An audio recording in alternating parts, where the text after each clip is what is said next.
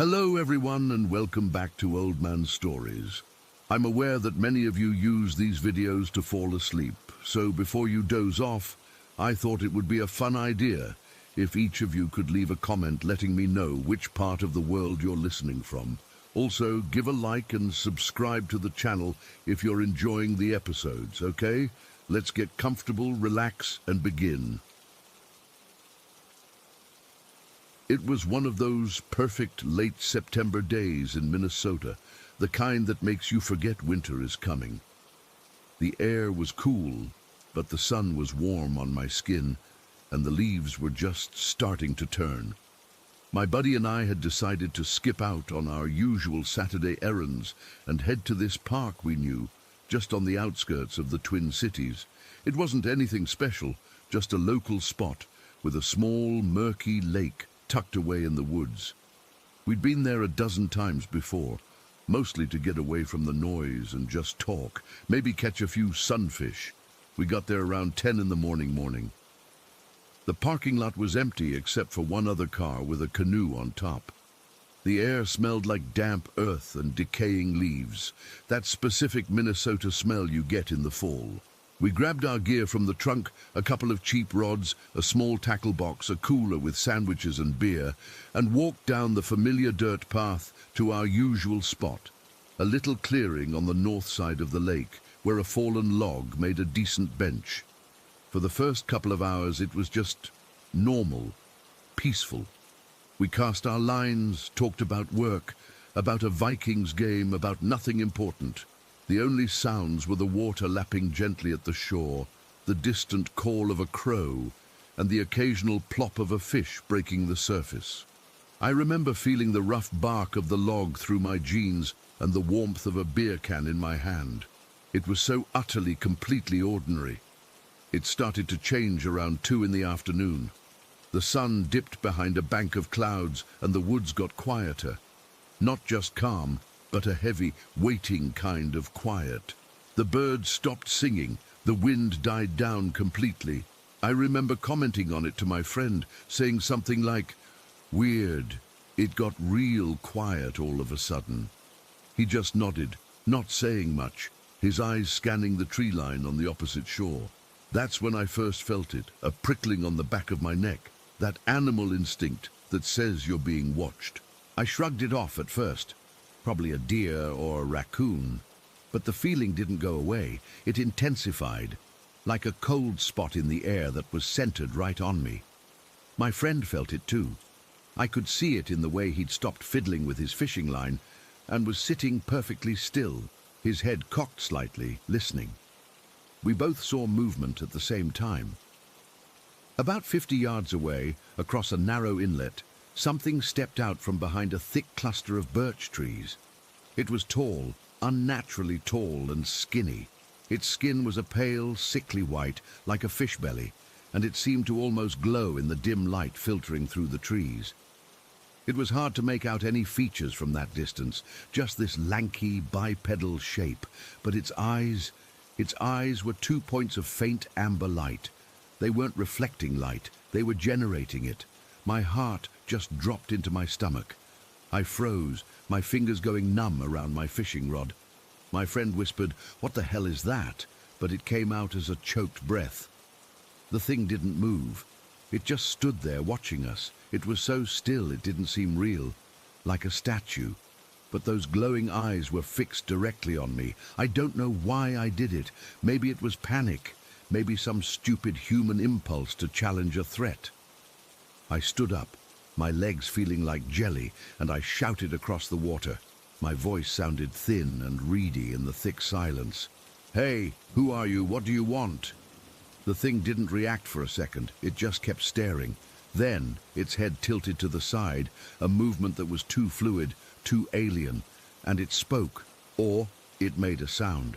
The sound was my voice. It was my exact voice, the same pitch, the same slight Midwestern twang, but it was hollow, like an audio recording played back in an empty room. It said, "Hey, who are you? What do you want?" The words hit me like a physical blow. I actually stumbled back a step. My friend grabbed my arm, his grip vice tight. It copied you, he stammered, his face pale. The fear was no longer just a feeling. It was a taste in my mouth, coppery and sour. It was a cold sweat soaking through my shirt. This wasn't a bear. This wasn't some guy in a weird costume. This was something else, something that should not be. My brain was screaming, a jumble of pure, undiluted terror. I shouted again, this time just a raw, panicked yell. Get away from us. And instantly, from across the water, my own voice came back at me. Get away from us. The mimicry was perfect, but the timing was off. It was instantaneous, like an echo without a delay. It didn't need to hear the whole phrase. It started speaking the moment I did, finishing with me. The sound overlapped, my real voice and its stolen one creating a horrible dissonant chorus. That's when I noticed its mouth. It didn't have lips, not really. It was just a dark slit that opened and closed, the pale skin around it stretching unnaturally. The thing took a step forward. It didn't walk like a person. Its legs seemed to bend in ways that made my own joints ache in sympathy. It was a stilted, jerky motion, but it covered ground fast, moving along the opposite shore, keeping pace with us, its glowing eyes never leaving my face. We were backing away from the water's edge, our fishing gear abandoned on the ground. My heart was hammering against my ribs so hard I thought it would burst. Every breath felt like I was sucking in ice water. I kept my eyes locked on it, terrified that if I looked away, even for a second, it would be right next to me. Run, my friend whispered, his voice trembling. We have to run. Now. But I was paralyzed. I couldn't look away from those eyes. It was like they had a physical weight pinning me in place. The thing stopped moving and tilted its head again. Then, in my voice, but with a subtle, mocking lilt I'd never use, it said, "Run." It wasn't repeating him. It was answering him. It was talking to us. That broke the spell. Pure animal adrenaline flooded my system. We turned and ran. I've never run like that in my life. We crashed through the undergrowth, branches whipping at our faces and arms, not caring about the noise, not caring about the path. All that mattered was putting distance between us and that thing. I could hear my own frantic breathing and my friend's gasps, and underneath it I swear I could hear the sound of dry, rustling footsteps keeping pace with us just inside the tree line, even though I was too afraid to look. The run back to the car was a blur of terror. Every shadow was that thing. Every snap of a twig was it right behind us. I fell once, hard, scraping my hands and knees on the gravel path, but I scrambled back up without even feeling the pain. The only thing in my mind was the image of that pale, skinny body and those glowing, knowing eyes. We reached the parking lot, fumbling with the car doors, our hands shaking so badly it took 3 tries to get the key in the ignition. I slammed the car into reverse and peeled out of there, gravel spraying behind us.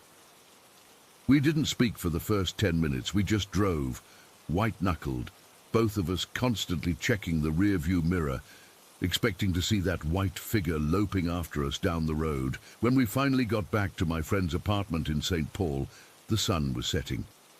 We sat in his living room with the lights on, still shaking. We tried to rationalize it. A person? An animal? But we both knew.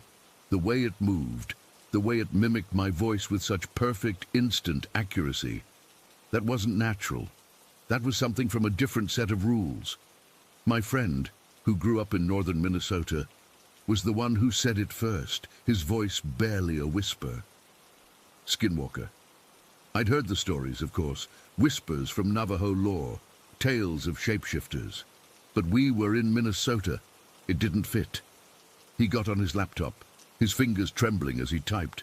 He found a local forum, a place for urban legends and weird sightings, and that's when we read about the history of the land the park was built on. It was once a burial ground for the Dakota people. The area had been cleared in the mid-19th century, the remains supposedly relocated, but the stories persisted. Stories about disturbed ground and things that guard it, things that can wear sounds and voices like a skin. We didn't go to the police. What would we say? We saw a tall, white creature that stole my voice. They'd think we were high or crazy. The next day we drove to a reservation a couple hours away and spoke with an elder. We didn't go into great detail, just said we'd had a disturbing experience near a place of old burial grounds.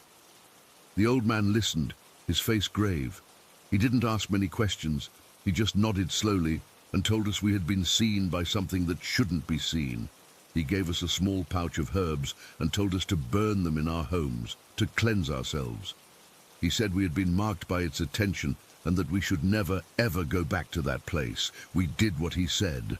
I burned the herbs in my apartment until the whole place smelled like sage and something else, something bitter. For weeks, I had nightmares. I'd wake up in a cold sweat, certain I could hear my own voice whispering from the corner of my room. I was jumpy, paranoid. Every time the phone rang, my heart would leap into my throat. That was last fall. I still don't fish. I avoid parks with heavy woods. I get tense when the woods get too quiet. My friend and I don't talk about it much, but it's always there, this shared, unspoken horror between us. We both know what we saw. We both heard my voice coming from that pale, lipless slit. We went out for a quiet day of fishing, and we came back knowing that the world is a lot stranger and a lot more terrifying than we ever believed. And sometimes, on a quiet night when the wind is just right, I'll hear a dog bark in the distance, or a kid shout, and for a split second my blood runs cold, because it sounds almost, but not quite, like my own voice. And I just know, that it saw something in me that day, and I have no idea if it's finished looking. In Story 2. It's been 3 years, and I still don't know how to talk about it without my hands shaking. I'm typing this now, and my heart is just pounding, you know, like it's happening all over again. I guess I just need to put it out there, to see if anyone else has ever lived through something like this, because I feel like I'm going crazy whenever I try to explain it to myself. It all started after my parents split up. My dad was lost. You could see it in him. The house felt too big, and he'd just wander from room to room, not really doing anything. Then he met her. She lived a few streets over, in our same suburban neighborhood. I'd seen her around before, at the grocery store or walking, and there was always something about her that made me look away. It's hard to describe. She wasn't scary looking or anything. She was actually kind of plain. Brown hair, average height, dressed in normal clothes, but her eyes, they were just flat, like there was nobody home behind them. My dad started dating her about 6 months after the divorce was final. He was so happy, or at least he seemed like he was trying to be. He'd laugh more when she was around. He started acting like his old self again, and part of me was relieved. I was 16, and I just wanted things to be normal. I wanted my dad to be okay. So I ignored the feeling in my gut, that cold little stone of dread that settled in my stomach every time she smiled at me. She moved in on a Saturday. I remember it was overcast, one of those grey days where the light is weak and everything looks washed out. Her stuff wasn't much, a few boxes, a suitcase, a small dresser. It was like she'd packed her entire life into the back of my dad's SUV. I helped carry some boxes to the spare room, and I remember the smell of her things. It was a weird mix of perfume, something floral and cheap, and this other smell like old books and dust. Not a bad smell, just strange, specific. The kind of detail you only remember if you were there. That first night, the nightmares started. They weren't your normal bad dreams. They were vivid. I'm talking full color. Can feel the cold air, can smell the rot kind of vivid. In the dream, I'd be in my room, and everything would be exactly as it was. But I'd know I wasn't alone. I'd try to get up, to run to my dad's room, but my legs wouldn't work. It was like I was glued to the bed. And then I'd see her, his girlfriend, standing in the corner of my room, just watching me. But her face was wrong. It was stretched, like putty, and her mouth was open in a silent scream. I'd wake up gasping, my t-shirt soaked with sweat, my heart hammering against my ribs, and every single time, without fail, I'd hear the dogs going crazy. We had 2 golden retrievers, Buddy and Max, the sweetest, dumbest dogs you'd ever meet. They slept in the laundry room just off the kitchen. The first night she was there, and every night after, they would start barking. Not their normal squirrel in the yard bark. This was a low, guttural, panicked sound, a howl bark. The hair on their backs would be standing straight up. They'd be staring at the door to the hallway, or sometimes just at a blank wall, barking like they were seeing the devil himself. My dad would get up, yell at them to be quiet, and they'd whimper and stop for a little while. But as soon as he went back to bed, it would start again. It got so bad I started sleeping with my headphones in, blasting music just to drown it out. The days were okay, mostly. She was quiet. She'd putter around the kitchen, make dinner, watch TV with my dad, but she watched me.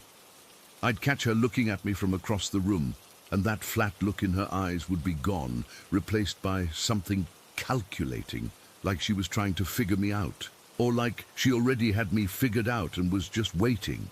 I started avoiding being home alone with her. I'd stay late at school, go to a friend's house, anything. The breaking point for me was about 3 weeks after she moved in. I hadn't had a full night's sleep in all that time. I was jumpy, my grades were slipping, and I felt like I was constantly on the verge of screaming.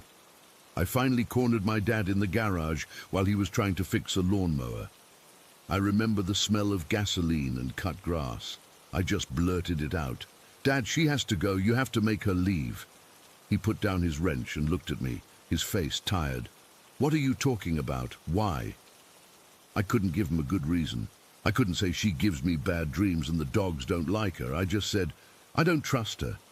This house, it feels wrong with her in it. Please. He sighed, a long, heavy sound. "Son, she makes me happy. You have to give her a chance. It's just an adjustment." He went back to the lawnmower, and I knew the conversation was over. I felt this crushing hopelessness. He didn't get it. He couldn't see it. That's when the real stuff started. The stuff you can't explain away. It began that same night. I was in my room, trying to study, and I heard a crash from the living room. I ran out. My dad and his girlfriend were on the couch watching a movie. On the floor, in the middle of the room, was a framed picture of me and my mom from when I was a kid. The glass was shattered. It had been on the mantelpiece. "How did that fall?" my dad asked, getting up. His girlfriend just shrugged. Maybe a truck went by, the vibration. But no truck had gone by. It had been quiet, and the mantelpiece was deep. It wouldn't just vibrate off. I helped my dad clean it up, my hands trembling as I picked up the shards of glass. I could feel her watching me from the couch. The next day, the doors started. We had these old doors in our house, the kind that latch shut. I'd be in my room and hear the back door slam. Bam! I'd go check, and it would be closed and locked, no one there. Then the basement door would slam. Bam! It happened over and over, all through the afternoon. My dad was at work. It was just me and her in the house. I finally went and found her sitting in the living room reading a magazine. "Did you hear that?" I asked, my voice tighter than I wanted it to be. "Hear what, sweetie?" she said, not looking up from the page. The doors slamming. She finally glanced at me, and there was the faintest hint of a smile on her lips. "Old houses settle. You're just jumpy." But I wasn't. This wasn't settling. Settling is a creak, a pop. This was a violent, forceful slam, like someone had put their shoulder into it. The worst of it, the thing that made my dad finally start to question everything, was the space heater. It was early December, and it had gotten cold. My dad had pulled this old electric space heater out of the closet for my room because my window was drafty. It was one of those boxy metal ones with the glowing red coils. I hated the thing. It made weird clicking noises and smelled like burning dust. I was trying to sleep, but the nightmares were right there, waiting behind my eyelids. The dogs were barking again, a frantic, desperate sound. I could hear my dad shouting at them to shut up from his bedroom, and then, over the barking, I heard a new sound. A faint sizzling sound, coming from the corner of my room. I opened my eyes. The space heater was on. I hadn't turned it on. The coils were already a bright, angry orange, and sitting on top of the heater, right on the metal grill, was a small stuffed bear I'd had since I was a baby. It was a gift from my mom. I never played with it anymore, but it sat on my bookshelf. As I watched, frozen in my bed, I saw a wisp of smoke curl up from the bear's fur. Then another. The sizzling got louder. The smell hit me then, not just dust, but the acrid, terrible smell of burning synthetic fur and plastic. A tiny flame erupted from the bear's head. I didn't even think. I threw my blankets off and lunged across the room. I didn't care about the heat. I just grabbed the cord and yanked it from the wall outlet. The orange coils faded to black. I snatched the burning bear off the grill, my fingers stinging from the heat, and I threw it on the floor, stomping on it until the little flame was out. The room filled with this horrible, toxic smoke. The bear was a melted, blackened lump. I was just standing there, coughing, my heart trying to beat its way out of my chest, when my dad burst into the room. "What the hell is going on? I smell smoke!" he yelled. I couldn't even speak. I just pointed at the ruined bear on the floor, at the space heater with its cord dangling. He looked from the bear to the heater and then at me. His face went from angry to confused to something else, something like fear. "How? Why was that on?" he asked, his voice quiet. "I don't know," I choked out. I didn't turn it on. His girlfriend appeared in the doorway behind him, wrapped in a robe. "What's all the commotion?" she asked, her voice sleepy, calm. My dad just stared at the scene. The heater couldn't turn itself on. It had a physical switch you had to flip, and the bear, how did it get from the bookshelf to the top of the heater? He looked at her, then back at me. For the first time, I saw a crack in his belief. He saw that I wasn't making it up. He saw that this was real. The next day, he told her she had to leave. He didn't give her a long explanation. He just said it wasn't working out. She didn't argue. She didn't cry. She just looked at him with those flat eyes, packed her things with the same quiet efficiency she'd arrived with, and my dad drove her away. I watched from my window as the car pulled out of the driveway. I felt a wave of relief so powerful it made my knees weak. It was over, but it wasn't. That's the part that haunts me. That's the part that keeps me up at night. She was gone, but whatever she brought with her, or whatever she awakened in this house, it stayed. The nightmares didn't stop. They got worse. Now, in the dream, she wasn't just in the corner. She was at the foot of my bed, leaning over me, and that stretched, screaming face was inches from mine. I could feel cold breath on my cheek. The dogs kept barking every single night, and the noises, they changed. It wasn't just doors slamming anymore. It was footsteps in the hallway when everyone was in bed. It was the sound of someone whispering just outside my door, a low, raspy murmur I could never quite make out.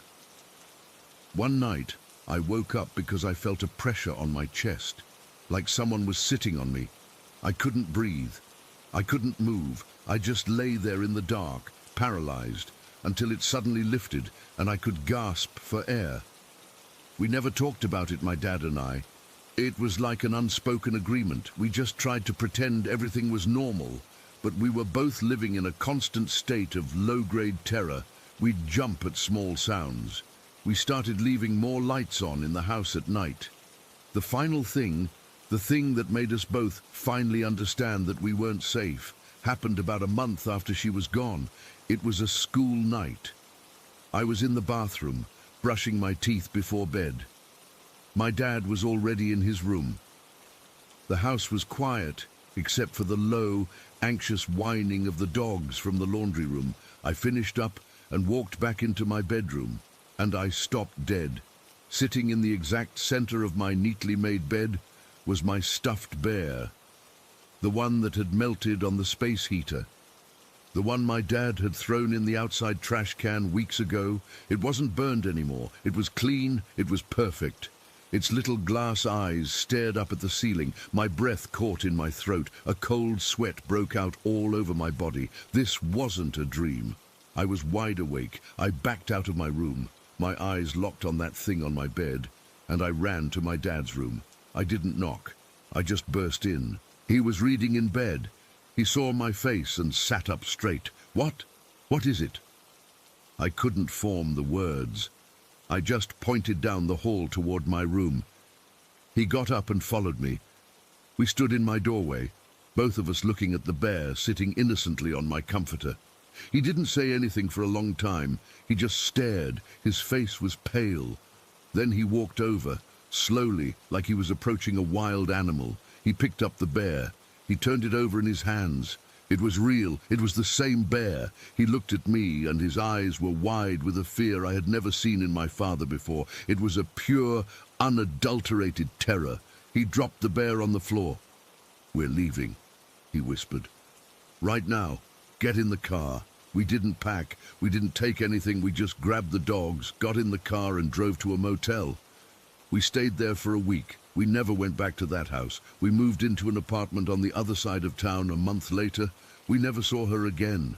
We never found out who she was or what she was. My dad sold the house to a young couple a year later. I sometimes wonder if they ever experienced anything. I hope to God they didn't.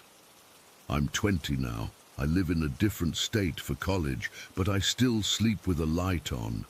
I still get those nightmares. And sometimes, when I'm walking across campus at night or in a crowded store, I'll catch a whiff of that smell, that mix of cheap floral perfume and old dust, and my whole body goes cold. I'll spin around looking for her, my heart in my throat.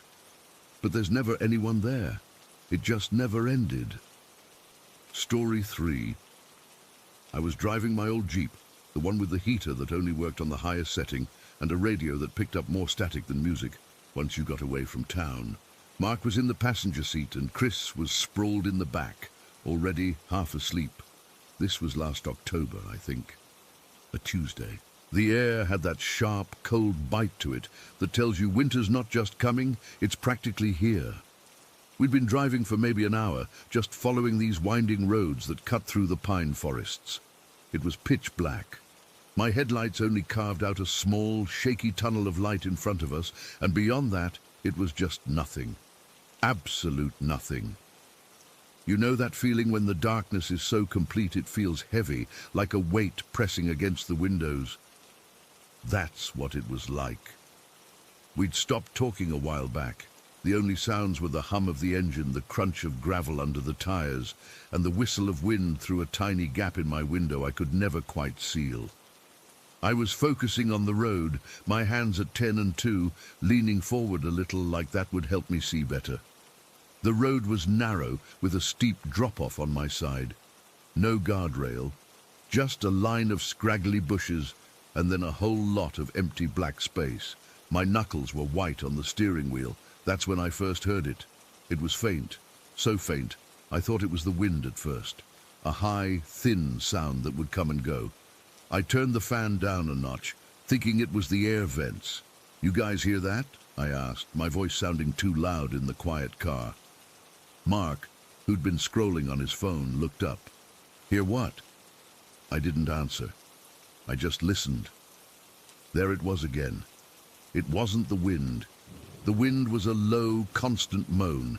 This was sharper. It was a crying sound, a wailing. "I don't hear anything, man," Chris mumbled from the back, his voice thick with sleep.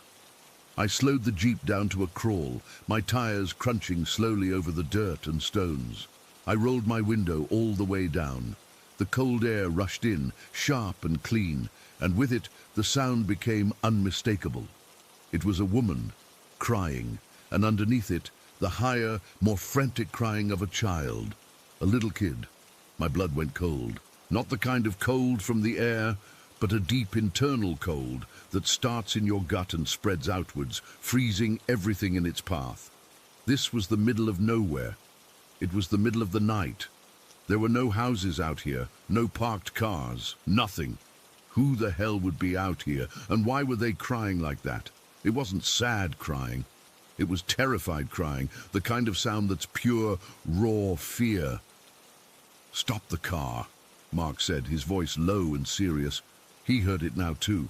I brought the jeep to a complete stop, the engine idling roughly. We were on a straightish section of road, surrounded by a wall of tall, dark pines on both sides.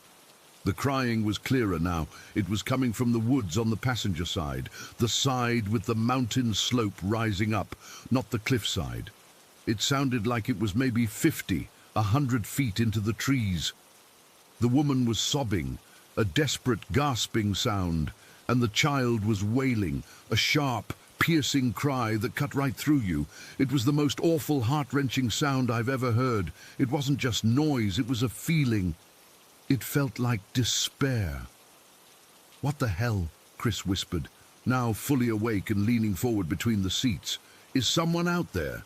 That was the logical question. Someone was in trouble, a hiker who got lost, a car broke down. But the feeling in the car, the feeling in my own chest, wasn't one of helpful concern. It was dread, a deep primal dread that was telling me to get the hell out of there. My heart was hammering against my ribs so hard I could feel it in my throat. My skin was prickling all over, like 1,000 tiny needles. We should go see," Mark said, but he didn't sound sure. He sounded scared. I just stared into the blackness between the trees. My headlights didn't reach that far. It was just a void, and from that void, these terrible sounds were pouring out. My mind was racing, trying to make sense of it. It didn't make sense. Nothing about this made sense. Then the crying changed. The woman's sobs became more frantic, more pleading. It was like she was begging someone. "No, no, please." That kind of cadence, even though I couldn't make out the actual words. The child's cry escalated into a scream of pure terror. And that's when the fear in me solidified into something else, something worse. It wasn't just a fear of finding someone hurt, it was the fear of finding what was hurting them. My foot was still on the brake pedal, and I realized my whole leg was trembling. I could feel a cold sweat breaking out on my forehead, despite the freezing air coming through the window. "We need to call the police," Chris said, fumbling for his phone. He held it up, the screen glowing brightly in the dark car. No service, nothing, not a single bar. The crying from the woods seemed to get closer, or maybe it was just that we were so focused on it, it felt louder, more immediate. The woman let out a particularly sharp, choked-off scream that was abruptly cut short, then silence, not a gradual quieting down, a sudden, absolute, dead silence. It was worse than the crying. The absence of sound was somehow louder, more threatening. The forest felt like it was holding its breath. We were holding our breath. The only sound was the rough idle of my Jeep engine. We sat there for what felt like an hour, just staring into the dark, listening to nothing. My ears were straining, trying to pick up any little sound, a twig snap, a rustle of leaves, anything. There was nothing. Maybe they're okay," Mark whispered, but he didn't believe it. None of us did. Then the child started crying again, but it was different now. It wasn't a wail of fear. It was a low, hopeless, miserable weeping, the kind a kid makes when they're all cried out and there's nothing left. It was a sound of utter defeat, and it was moving. I can't tell you how I knew, but I knew. It was coming out of the trees and towards the road, towards us. I didn't think. I didn't make a conscious decision. My body took over. My foot slammed down on the gas pedal. The Jeep's engine roared. The tires spun for a second in the gravel, kicking up a spray of stones, and then we lurched forward. "What are you doing?" Chris yelled from the back, thrown against his seat. I didn't answer. I just drove. I gripped the steering wheel so tight I thought the plastic might crack.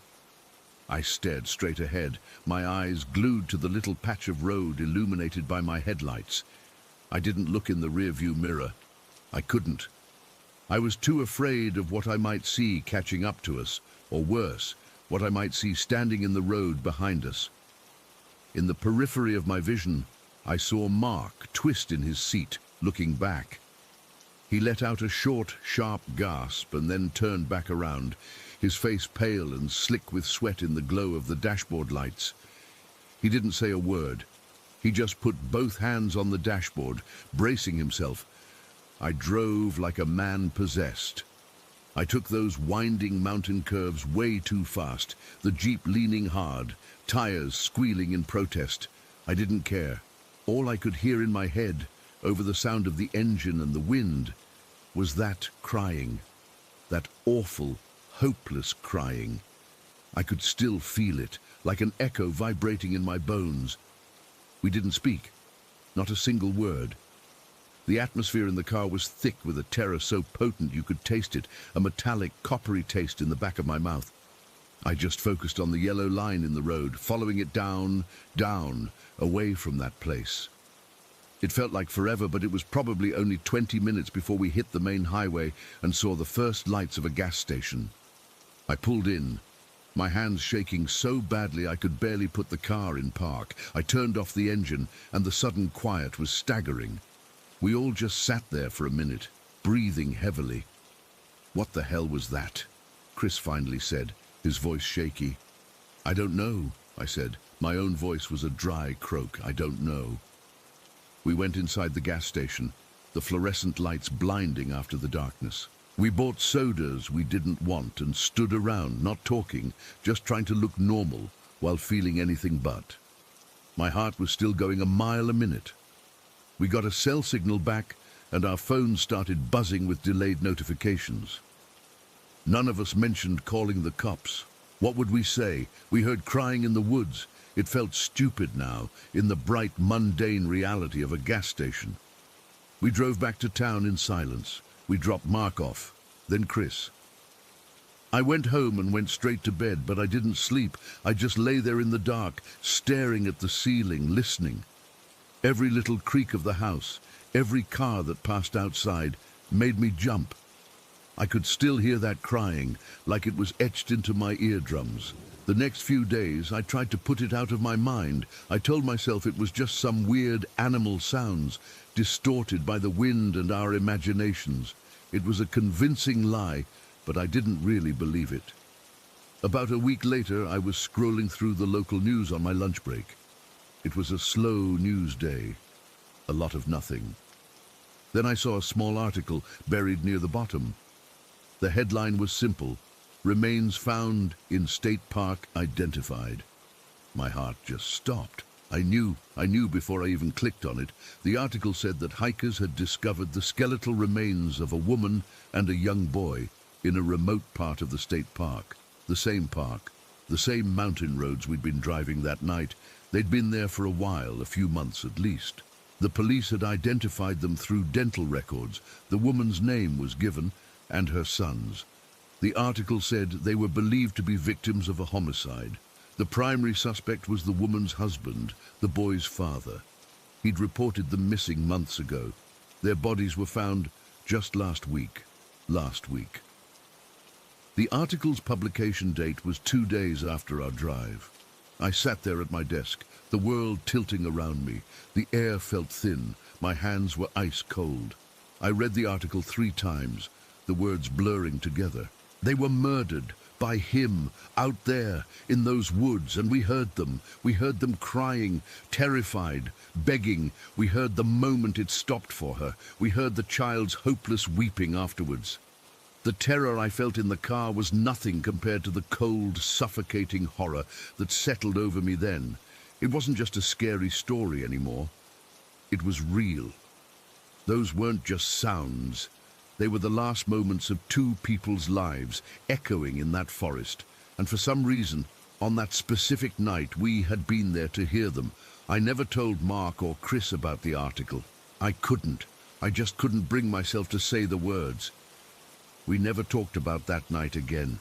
We still hang out, but there's this thing between us now, this unspoken knowledge that we shared something we can't explain and don't want to remember. I still have the Jeep.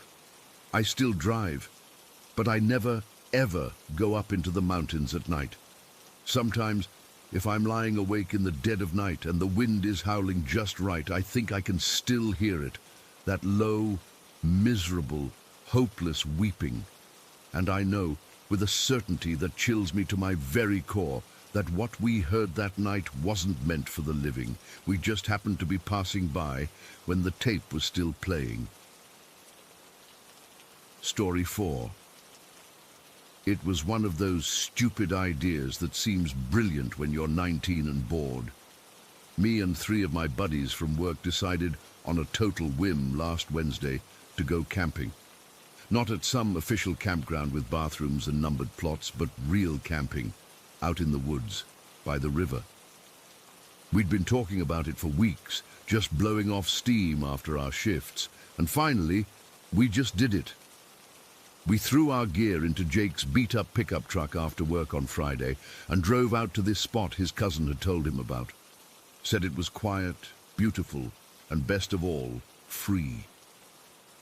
We got there just as the sun was starting to dip below the trees. The air was that perfect coolness you only get in early fall, where you need a hoodie but you're not shivering. The spot was exactly as advertised. A small, clear patch of grass and pine needles right on the bank of the Willow River. The river itself wasn't huge, maybe 30 feet across, but it moved with a steady, gentle rush that was just loud enough to be peaceful.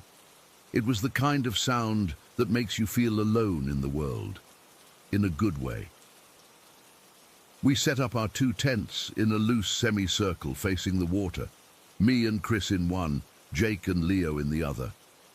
We got a fire going as the last of the light faded, the flames painting our faces orange and throwing long dancing shadows into the woods behind us. We cooked hot dogs on sticks, the kind that get charred black on the outside but are still cold in the middle, and we drank cheap beer. We were laughing, talking about nothing, just enjoying the feeling of being away from everything.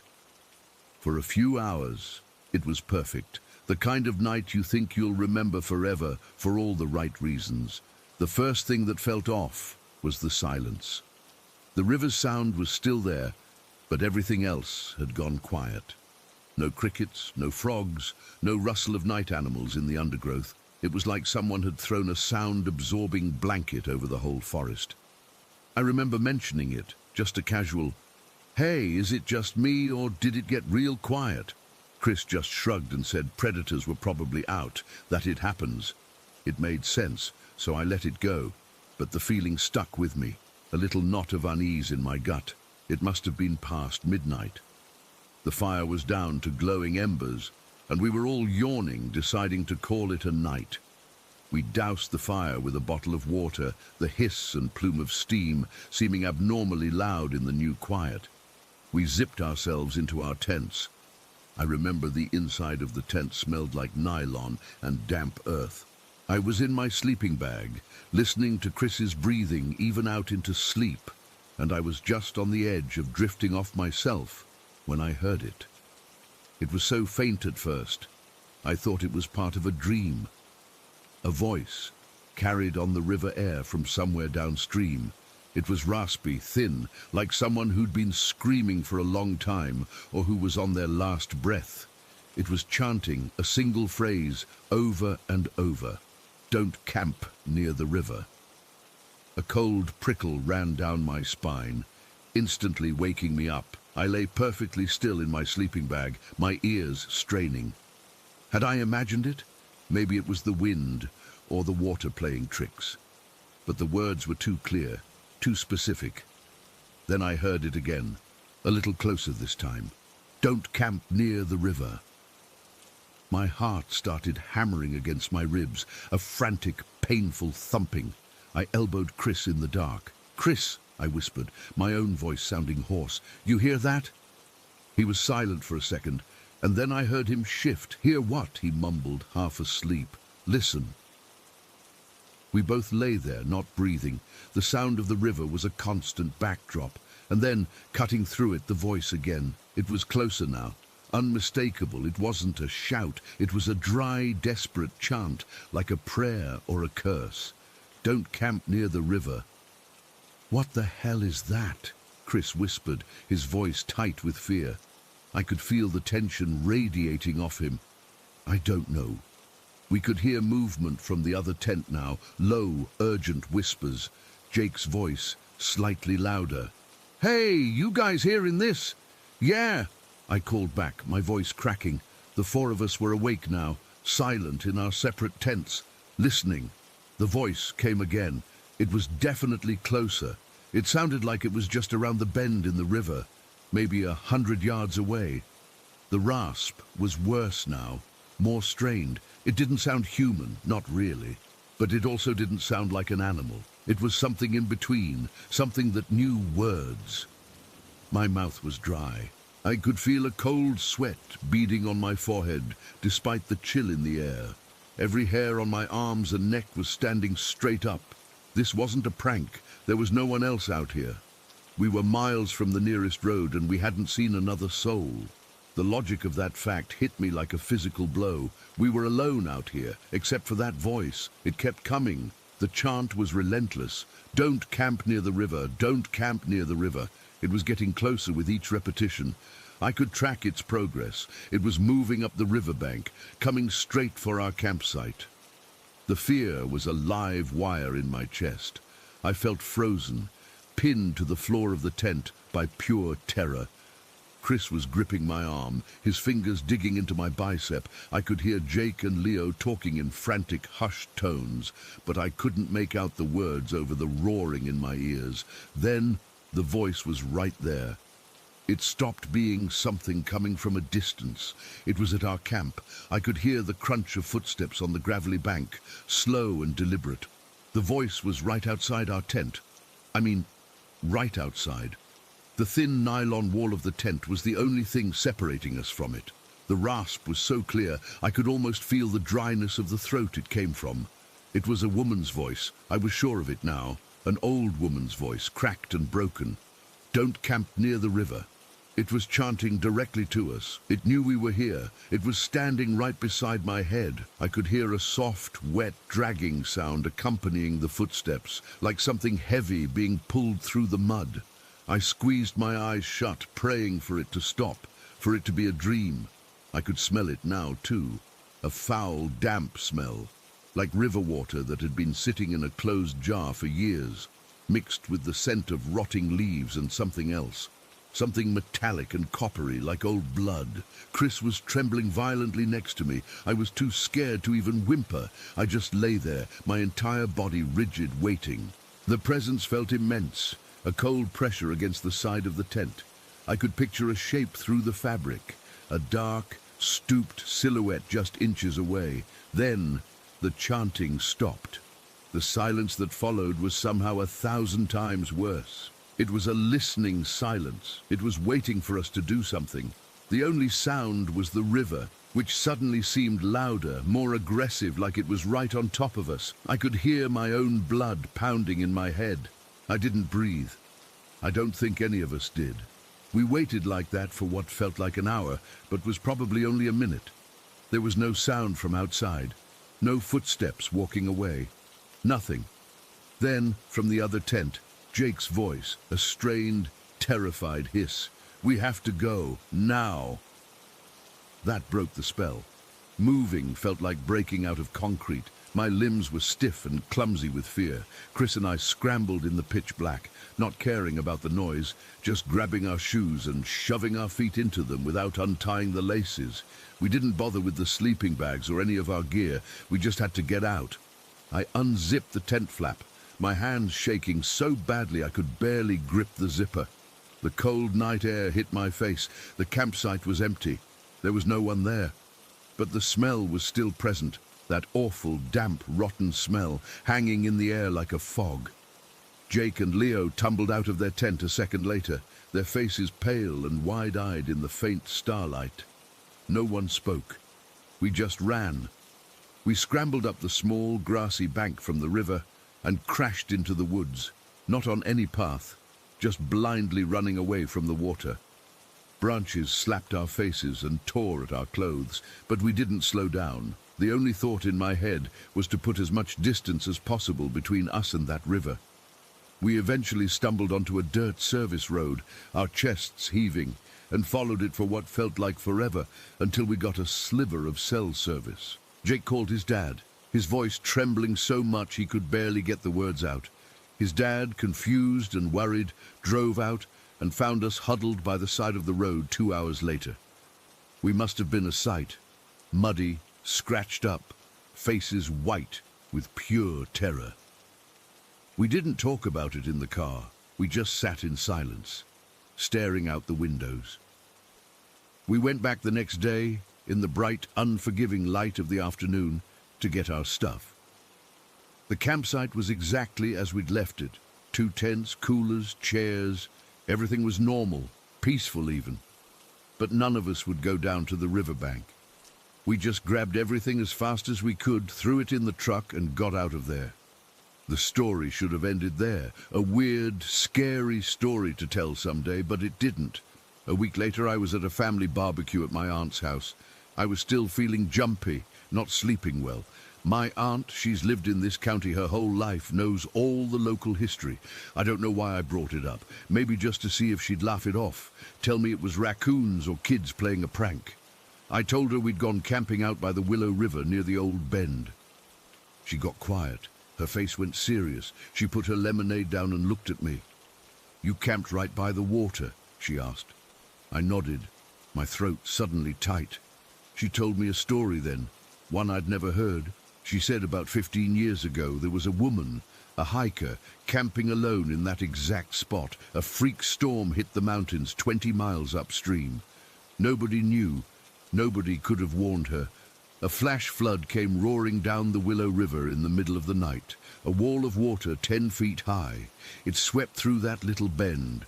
They found her body 2 days later, tangled in the roots of a tree downstream. She drowned. My aunt looked me right in the eye and said, "The rangers who found her said the only thing she had on her was a little notebook, the last entry she wrote. It just said over and over, 'Shouldn't have camped so near the river. Shouldn't have camped so near the river.'" I felt the blood drain from my face, the raspy voice, the chant, the wet dragging sound, the smell of stagnant water and decay. It wasn't a warning for us. It was the only thing left of her, a final, desperate thought, trapped there, replaying forever on the bank where she died, trying to tell anyone who would listen not to make the same mistake. We heard a dead woman's last thought, spoken from the water that killed her. And I still don't know what's worse, the sound of her voice right outside my tent, or the silence that came after when she was just gone. Story 5.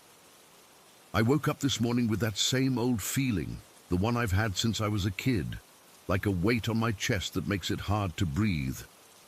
It's been years since I last felt it this strong, but moving into this new place a few weeks ago brought it all back. The apartment is cheap, which is why I took it, and it's tucked away at the edge of town where the trees start to thicken into woods. Big, gnarly oaks and pines that sway and creak in the wind. And today, the sky was overcast, casting everything in this dull grey light that just adds to the dread. I rolled out of bed, my heart already thumping too fast, like it knew something I didn't. The floorboards were cold under my bare feet, and I could hear the wind whistling through the gaps in the window frames. I made my way to the kitchen to brew some coffee, but my hands were shaking so bad I almost dropped the mug. Every little sound, the fridge humming, a branch tapping against the window, made me jump. I kept glancing over my shoulder, half expecting to see it there, but of course there was nothing. Not yet, anyway. This isn't new for me. The first time I saw that thing, I was only 4 years old. We lived in a house backed up against a dense forest, and I was playing in the backyard one afternoon. The sun was starting to dip, and the shadows were getting long. I remember chasing after a butterfly, laughing, when I felt this chill, like someone had dumped ice water down my back. I turned around, and there it was, peeking out from between the trees. Antlers, like a deer's, but twisted and too big for its body, and its head was this rabbit skull, bleached white with empty eye sockets that glowed yellow. It had these inky black claws that twitched and scratched at the air. It just stood there watching me, and I froze. I couldn't move, couldn't scream. After what felt like forever, it slipped back into the trees and I ran inside crying. My stepfather found me huddled under the kitchen table, and when I tried to tell him, he just shook his head and said, "Stay away from the woods after dark. There are things out there that don't mean you well." He never elaborated, but the way he said it, with this grim look in his eyes, made me think he knew more than he was letting on. That memory hit me hard this morning, standing in my kitchen with coffee sloshing over the rim of my mug. I took a sip, but it tasted like ash. My throat was tight, and I could feel sweat beading on my forehead, even though the apartment was cool. I decided to distract myself with chores, laundry, cleaning, anything to keep busy. But as I moved around, that feeling of being watched grew stronger. It's like a pressure building behind my eyes, a sixth sense that screams danger. I remember another time back in college when I was sharing an apartment with a roommate. We got along fine, nothing out of the ordinary. One night I was asleep, and she shook me awake. Her face was pale, her eyes wide with fear, and she was trembling. She leaned in close and whispered, "It's waiting for you, in the shadows. Don't let it get closer." Then she just went back to her bed and fell asleep like nothing happened. The next morning, I asked her about it, and she looked at me like I was crazy. She said she slept through the whole night and had no memory of waking up or saying anything. That freaked me out more than the creature itself. How could she not remember? It made me wonder if I was losing my mind, but deep down, I knew it was real. Today, that thought kept circling in my head as I tried to focus on folding laundry. The dream from a few years ago came rushing back, vivid as ever. I was in my old bed, and I woke up in the dream to see my closet door creaking open. Out crawled that thing, moving in this jerky, unnatural way, its antlers scraping against the doorframe with a sound like nails on a chalkboard. It had those same yellow eyes, fixed on me, and it slithered across the floor toward my bed. I tried to scream, to move, but I was paralyzed, trapped under some invisible force. It leaned over me, its rabbit skull face inches from mine, and I could smell this earthy, rotten odor. Then I woke up for real, drenched in sweat, my heart hammering so hard I thought I'd have a heart attack. For a second, I could still feel its presence in the room, like it had followed me out of the dream. Shaking off the memory, I finished my coffee and decided to take a shower, hoping the hot water would calm my nerves.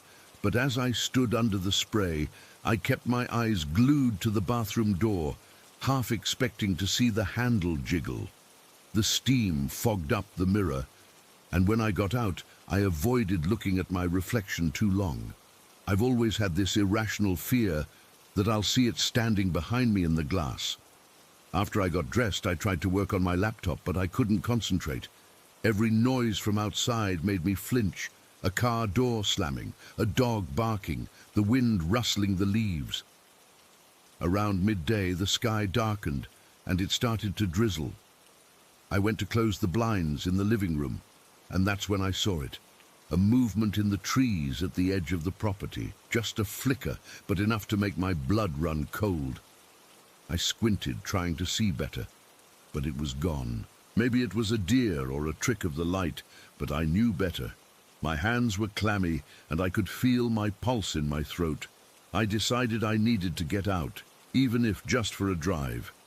Grabbing my keys and phone, I headed for the door. But as I stepped outside, the air felt different, thicker, heavier, like walking through syrup.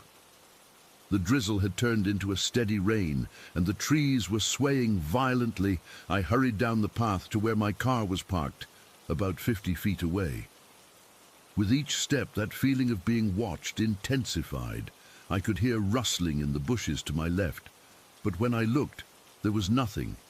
My breath came in short gasps, and I started walking faster, almost jogging. Then I saw it again, a glimpse of antlers through the trees and those yellow eyes glowing in the dim light. It was closer this time, maybe 30 feet away, just standing there, motionless. My heart leaped into my mouth, and I broke into a run. My car felt miles away, and I fumbled with my keys, my fingers numb with fear. I could hear something behind me, a soft scraping sound, like claws on pavement. I didn't look back. I just ran, my legs burning, rain soaking through my clothes. I reached the car, yanked the door open and scrambled inside, slamming it shut and hitting the lock button. My hands were shaking so bad I could barely get the key into the ignition. The engine sputtered to life, and I glanced in the rearview mirror. For a split second I saw it, standing at the edge of the trees, its rabbit skull head tilted, those yellow eyes fixed on me. Then it was gone, melted back into the shadows. I sat there for what felt like hours, engine running, heater blasting to ward off the chill. My whole body was trembling, and I could taste copper in my mouth from biting my lip. I kept checking the mirrors, expecting to see it approaching. But there was nothing, just the rain and the swaying trees. I don't know how long I stayed there, but eventually I drove off, aimlessly, just putting distance between me and that place. Now, as I write this, parked in a random lot somewhere, the fear hasn't left me.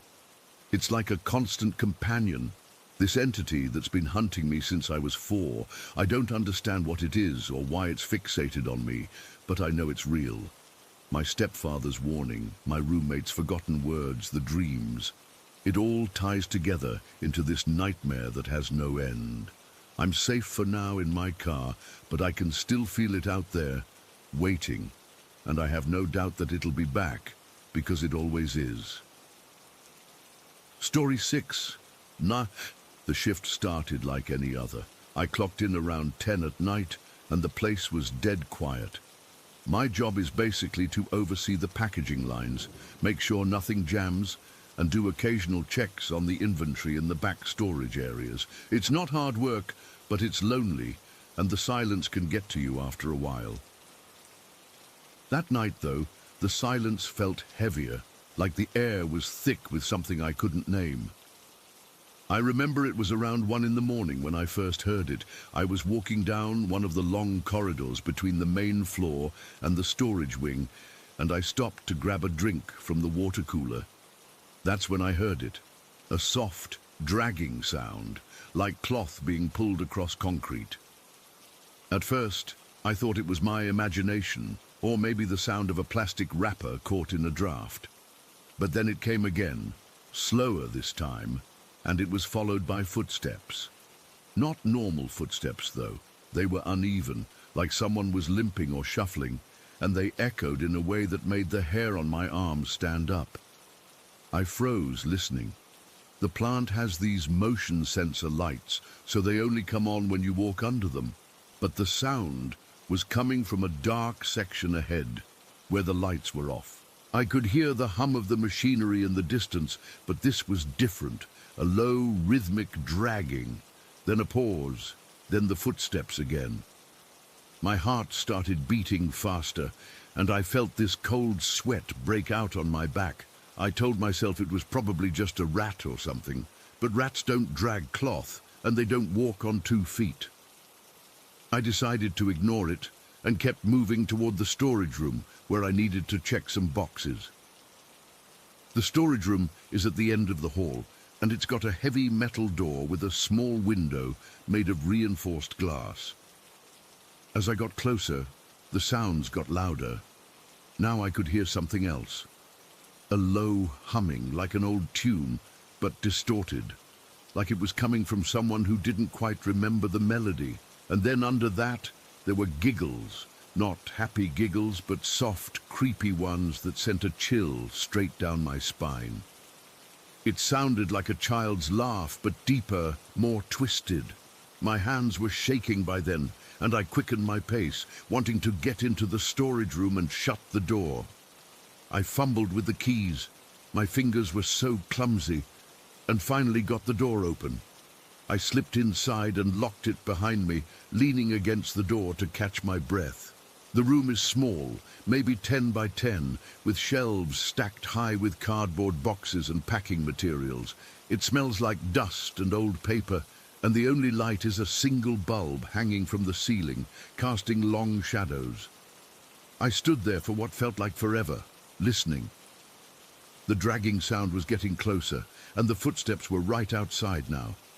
I could hear them slow and uneven, like someone was taking their time, and the humming was clearer now.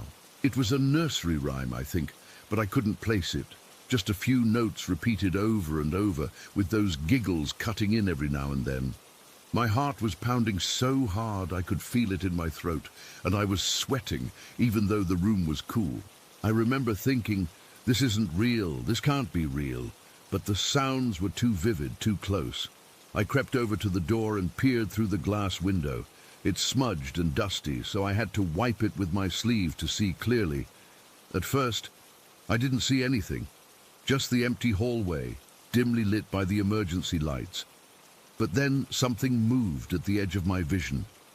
A figure came into view, gliding slowly, and I felt my blood run cold. It was an old woman, or what looked like one. She was wearing a faded blue uniform, like the ones the janitors used to wear years ago, and she was dragging a mop behind her. But the mop wasn't touching the ground. It was just hovering, and the cloth part was dragging along the concrete, making that sound I'd heard. Her hair was thin and grey, and her face was pale, almost translucent, but the worst part was her smile. It was twisted, like her mouth was stretched too wide, and it didn't reach her eyes, which were dark and empty. She was humming that same tune, and every few steps she'd let out a soft giggle that made my skin crawl. I knew who she was right away. I'd heard the stories. Ruth, the old janitor who died in the plant about 20 years ago. They say she had a heart attack while mopping one of the floors, and ever since, people have reported seeing her ghost. I never believed it. Thought it was just rumors to spook new hires. But there she was, gliding down the hall like she was still on the job. She stopped right in front of the storage room door, and I ducked down, hoping she hadn't seen me. I could hear her through the door, the humming getting louder, and then she giggled again, this time right outside. I held my breath, my whole body trembling. I could see her shadow through the glass, and I was afraid she'd try to open the door. But she didn't. She just stood there for a moment, and then she started moving again, continuing down the hall. I waited until the sounds faded, the dragging, the footsteps, the humming, all growing softer until they were gone. My legs felt like jelly, and I had to sit down on a crate to keep from collapsing. I don't know how long I stayed there, but it felt like hours. My mind was racing, trying to make sense of what I'd seen. Was it a hallucination, lack of sleep? But I'd been getting enough rest, and I'd never had anything like that happen before. After a while, I gathered the courage to unlock the door and peek out. The hall was empty, silent except for the hum of the lights. I knew I had to get out of there, so I bolted. I didn't care about my shift or anything else. I just ran, my footsteps echoing in the empty corridors. I didn't stop until I reached the security post at the front of the building. Mike was sitting there, watching a small TV, and he looked up when I burst in, panting and probably pale as a ghost myself. I must have looked crazy because he stood up right away and asked me what was wrong. I couldn't get the words out at first. I was gasping for air, and my hands were still shaking. Finally, I managed to stammer out something about seeing Ruth, the ghost in the hallway, and that's when it got even weirder. Mike didn't laugh or tell me I was imagining things. He just nodded slowly, his face serious, and said, "Yeah, that's Ruth. She shows up sometimes on the night shift. You're not the first to see her."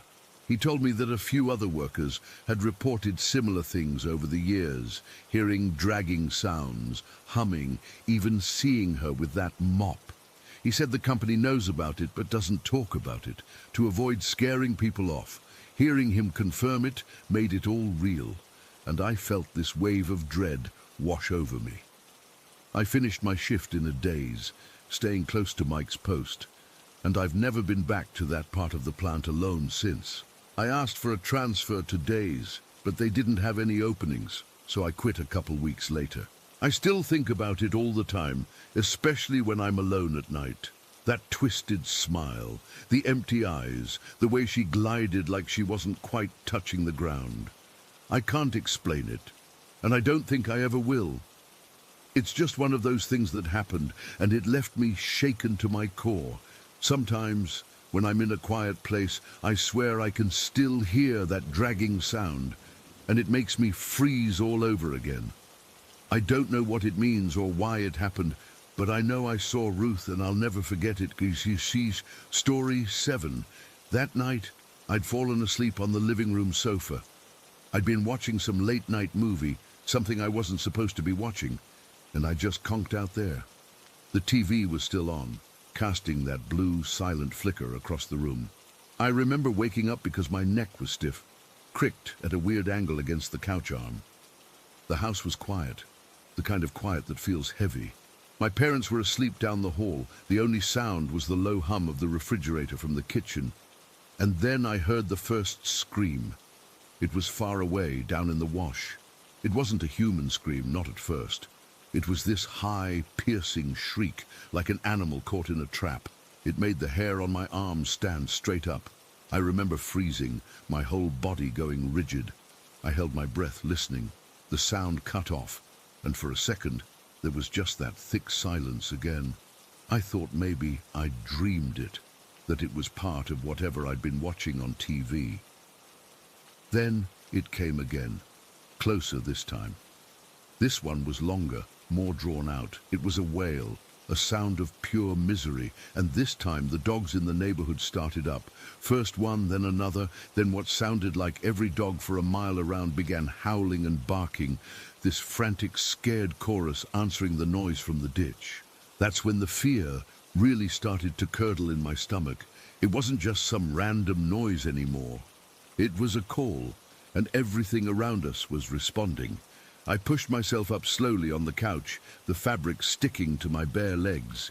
I peered over the back of the sofa, trying to see out the big picture window that looked towards the wash. It was pitch black out there, no moon that I remember, just a deep, swallowing darkness past the weak glow of our backyard security light. The scream came a third time, and now it was so close it felt like it was right at the edge of our property line. It was different now, less animal, more shaped. It was a voice, a woman's voice, shredded with agony, and I could make out words. 2 of them, clear as day, spoken in a sobbing, breathless gasp between wails. My children. A coldness washed over me, a chill that started at the base of my spine and flooded my whole body. My heart was hammering against my ribs so hard I thought it would crack them. I miss my children. That's what it was. It wasn't just screaming. It was a sentence, a lament, La Llorona. The story every kid in my neighborhood grew up with, the weeping woman. She drowned her own kids in a river, they said, and now her ghost wanders crying for them, looking for them, and if she finds you, she might mistake you for one of her own and drag you down into the water with her. It was a story you told at sleepovers to scare each other, a folktale. It wasn't real. It couldn't be real. But the sound was real. The feeling was real. This wasn't a story anymore. I remember scrambling off the couch, my legs feeling like jelly. I didn't even think about turning off the TV. I just started running for the hallway, for my parents' room. The carpet felt rough under my feet. The house seemed so long, the hallway stretching out in front of me like a tunnel. My parents' door was shut. As I ran, the screaming started again, and this time it was right outside. I don't mean down in the ditch, I mean right outside the window. I could hear it so clearly, like the woman was standing in our backyard, her face pressed against the glass, wailing into our home. The sound was unbearable. It was grief and rage and madness all twisted together into this sonic weapon that felt like it was drilling directly into my brain. It was the most alone and terrified I have ever felt in my entire life. I wasn't just hearing it, I was feeling it. a pressure in the air, a presence, something old and cold and infinitely sad, and underneath the sadness, a bottomless, hungry anger. I burst into my parents' room without knocking. I practically fell onto their bed, grabbing at my mum's shoulder. "Mum! Mum! Wake up!" I was sobbing, my voice a tight, high-pitched squeak. I was shaking so hard my teeth were chattering. She stirred, groggy. "What? What is it, mijo?" Her voice was thick with sleep. "There's someone outside, a lady. She's screaming." I was clutching her nightgown, my knuckles white. My mom sat up, listening. The house was silent. The neighborhood was silent. The dogs had stopped barking. The screaming had stopped. It was just gone. The abrupt absence of the sound was almost as frightening as the sound itself. "I don't hear anything, baby," she said, her voice soft and tired. She put a hand on my forehead. "You're ice cold. You must have had a bad dream." "It wasn't a dream," I insisted, my voice trembling. "I was awake, on the couch. The dogs were howling. You must have heard them." "The Lopez's dog barks at everything. You know that," she said, lying back down and pulling the covers up. It was a nightmare. The stories the kids tell at school, they get into your head. "Come on, get in. You can sleep here the rest of the night." I climbed into the bed, squeezing between her and my dad, who had barely stirred through the whole thing. I was still trembling, my heart still a frantic drum in my chest. The space between my shoulder blades itched, like I was still being watched from the window. I lay there, stiff, staring at the dark shape of the bedroom door, listening so hard my ears started to ring. It wasn't a dream. I knew it wasn't. I had felt the couch fabric. I had felt the stiffness in my neck. I had seen the blue TV light. I had heard the words. I miss my children. The specificity of it. A nightmare wouldn't have that kind of detail. A nightmare is foggy. This was sharp, crystalline and horrifying. My mom was already breathing deeply, asleep again. I was alone with the memory of the sound and the crushing certainty that something had been out there, something that knew I was listening. The terror didn't fade with the dawn. When the sun came up, it felt fake, like a painted backdrop. I got up and went to the living room. The TV was still on, now showing a cheerful morning news show. I went to the back door and unlocked it, my hand shaking. I stepped out into the backyard. The air was cool and dry. Everything looked normal. The dirt, the bushes, the fence. I walked to the edge of the property and looked down into the wash. It was just its usual dusty self. No footprints, no signs of anything strange, but I saw something. Something small that nobody else would have noticed. Down at the bottom of the concrete slope, right where it met the dirt, there was a patch of ground that was dark and damp, like it had been soaked with water. But it hadn't rained for weeks. The rest of the ditch was bone dry, cracked from the sun. Just that one circle, about the size of a small blanket, was wet. I never told anyone about the wet spot. What would I say? They'd already decided it was a dream. My dad joked about it at breakfast, calling me his little detective. I just pushed my cereal around in the bowl, my appetite gone. I felt separate from them, from the whole sunny, normal world. I had seen behind the curtain just for a minute, and I knew that the world was a lot darker and stranger than anyone wanted to admit. That feeling of isolation stuck with me for years. The fear became a low-grade hum in the background of my life. I never slept on that couch again. I avoided looking out the back windows at night. I'd get a prickle on my neck sometimes when I was taking out the trash after dark, and I'd hurry back inside, my heart skipping a beat. I thought maybe as I got older I could logic it away. A prank, maybe, a coyote in distress, a trick of the wind. But I knew. In my gut, I knew it was her, La Llorona. And the worst part was, the story says she's always looking, she never stops, and she didn't. It happened again when I was 19. I was home from college for summer break. It was a hot, still night, and I was in my old room, trying to sleep with the window AC unit rattling away. I was half asleep when a sound cut through the mechanical drone. It was distant, from the wash again, a long, lonely wail. My body knew before my mind did. Every muscle locked. The same cold dread poured into me, an old familiar poison. It was her. It was the same sound, the same tearing, heartbroken scream. This time, I didn't move. I just lay there, paralyzed in my bed, listening as it came closer.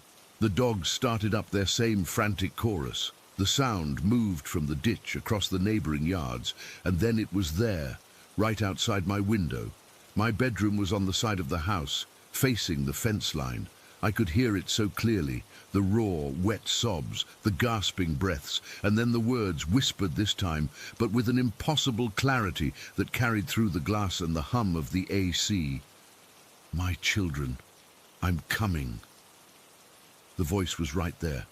I could picture her, a pale shape in the darkness, her long hair, her wet clothes, her face contorted in eternal grief just on the other side of my wall. I squeezed my eyes shut, pulling the blanket over my head like I was a little kid again. I prayed for it to stop. I prayed for my parents to wake up, to hear it, to finally believe me, but the house remained silent. Only I could hear her. She was there for me. A message just for me. A reminder that she was still out there and that she knew I had heard her all those years ago. The screaming went on for what felt like an hour, but was probably only a few minutes. And then, just like before, it stopped. The dogs quieted down. The night went back to being just a hot Texas night. I didn't sleep. I stayed under that blanket, sweating and shaking until the sun came up. I never told my parents about the second time. What was the point? They had an explanation already, a dream, an overactive imagination. I'm a grown man now. I don't live in that house anymore, but I still think about it. I still have nightmares. Sometimes if I'm near a river or even just hear water running from a tap in a quiet house, I get that same cold feeling. I'll catch a fragment of a sound on the wind, a siren in the distance that rises and falls just a certain way, and my heart will clench. I know what I heard. Both times. It was real. She is real. And the most terrifying part isn't the screams or the words or even the feeling of her presence. It's the certainty that she's still out there, wandering, weeping, searching, and the chilling, unshakable thought that maybe one night she'll stop searching and finally find what she's looking for. Story 8. It all started after my dad died. We weren't close, not for a long time. He was a difficult man, full of regrets he never knew how to voice. After the funeral, I was going through his things, which felt like a violation in itself, and I found a phone number for a woman I barely remembered. His sister, my Aunt Carol. She lived a few states over. We got to talking, and she told me something that broke my heart. My old dog, Daisy, a scruffy little terrier mix I'd loved more than anything when I was a kid, was still alive. My dad had taken her when I left for college, and according to Aunt Carol, he hadn't taken good care of her. She'd been stuck in a kennel in his garage for years. I felt sick. I drove down to Aunt Carol's that weekend and brought Daisy home. She was a mess. Her coat was matted, her nails were so long they curled under, and she was skin and bones. But her eyes were still the same. For 9 months, I did everything for her. She slept in my bed, ate the best food, got all the vet care she needed. She was my little queen. I'd come home from work, and she'd be waiting by the door, her whole back end wiggling, and we'd just sit on the couch together. It was like getting a piece of my childhood back, a good piece, one my dad hadn't tarnished. Then the cancer came. It was fast. 1 week she was fine, the next she was gone. I was devastated. It felt so unfair. We'd just found each other again. For a couple of weeks after she died, the house was just quiet. Sad quiet. I'd find myself looking at her empty bed in the corner of the living room and my chest would get tight. Then the sound started. It was late on a Tuesday night. I was in the kitchen making a cup of tea before bed and I heard it. A soft click, click, scrape on the linoleum floor. It was the exact sound of Daisy's claws. She had this way of walking where she'd kind of drag her back feet a little, so it was never just a tap. It was always a tap followed by a faint scrape. My breath caught in my throat. For a second I wasn't scared. It was the opposite. A wave of warmth just washed over me. It felt like she was still here, checking on me. I stood there, perfectly still, listening. It came from near the fridge, then faded away towards the living room. I didn't go look. I didn't want to. I just stood there with my hands on the counter, and I cried. It was a comfort. It happened again the next night, and the night after that. Always around the same time, just as I was winding down, I'd hear the clicking and scraping from the kitchen. I started to leave a little bowl of water out for her, just in case. It felt silly, but it felt right. But then the feeling in the house started to change. The comfort began to curdle. It's hard to explain, but it was a physical thing. The air got heavier. It wasn't just the sound anymore. It was a presence. The clicking and scraping started to sound slower, more deliberate, like it wasn't a happy little wander anymore, but a paced walk, a patrol, and the cold. I'd be sitting on the couch and a patch of air around me would just drop in temperature. It wasn't a draft. The windows were sealed shut for winter. This was a cold that settled on your skin, a damp, clinging cold that made the hairs on my arms stand up. I started sleeping with an extra blanket, but it didn't help. The cold was inside the room. The real turning point was the envelope. It was a Saturday morning. I'd slept badly, kept waking up thinking I heard something. I was making coffee, my back to the kitchen table. On that table was a pile of mail, and on top of that pile was a single cream-colored envelope. It was an old letter from my dad. I'd found it in his things, never opened it. I don't know why I kept it. Maybe as a punishment. A reminder of all the things he never said. I was waiting for the coffee to brew, staring out the window at the grey morning, when I heard a soft, papery rustle behind me. I turned around. The envelope was on the table. As I watched, the flap, which had been tucked in, slowly unstuck itself. It didn't pop open. It was slower than that, more deliberate. It peeled back, like an invisible finger was slowly running under the seal. Then it just lay there, open. My heart was thumping against my ribs. I didn't move. I just stared at that open envelope, my coffee forgotten, the machine hissing and sputtering behind me. I must have stood there for 5 minutes, just frozen. Finally, I walked over to the table. My hands were shaking. I picked up the envelope. It was just a piece of paper inside. I didn't take it out. I couldn't. I put the envelope back on the pile, trying to act normal, like I hadn't just seen the laws of physics take a lunch break. I finished my coffee, the taste of it bitter and wrong, and went to take a shower, trying to wash the unease off me. When I came out, wrapped in a towel, my hair dripping, I went back to the kitchen for more coffee. The pile of mail was still on the table, but the envelope was gone. A jolt of pure fear went through me. I scanned the room. Nothing on the counters, not on the floor. My eyes landed on the fridge, and there it was. The cream-colored envelope was sitting on the floor, perfectly centered, directly in front of the refrigerator door. It was placed there, not dropped, not fallen. Placed. It was a message. I started crying then, not sad tears, but terrified ones. This wasn't Daisy. Daisy couldn't move envelopes. Daisy didn't leave messages. That was the day the weight descended. It's the only word for it. After I saw the envelope, the air in my house became thick, like walking through water. The heavy, hostile feeling I'd been noticing congealed into something tangible. It was a pressure in my ears, a weight on my shoulders. The friendly, familiar spaces of my home, the living room with its soft couch, the kitchen with its warm lighting felt like stages, and I was an unwelcome actor. The clicking and scraping didn't stop. They got louder.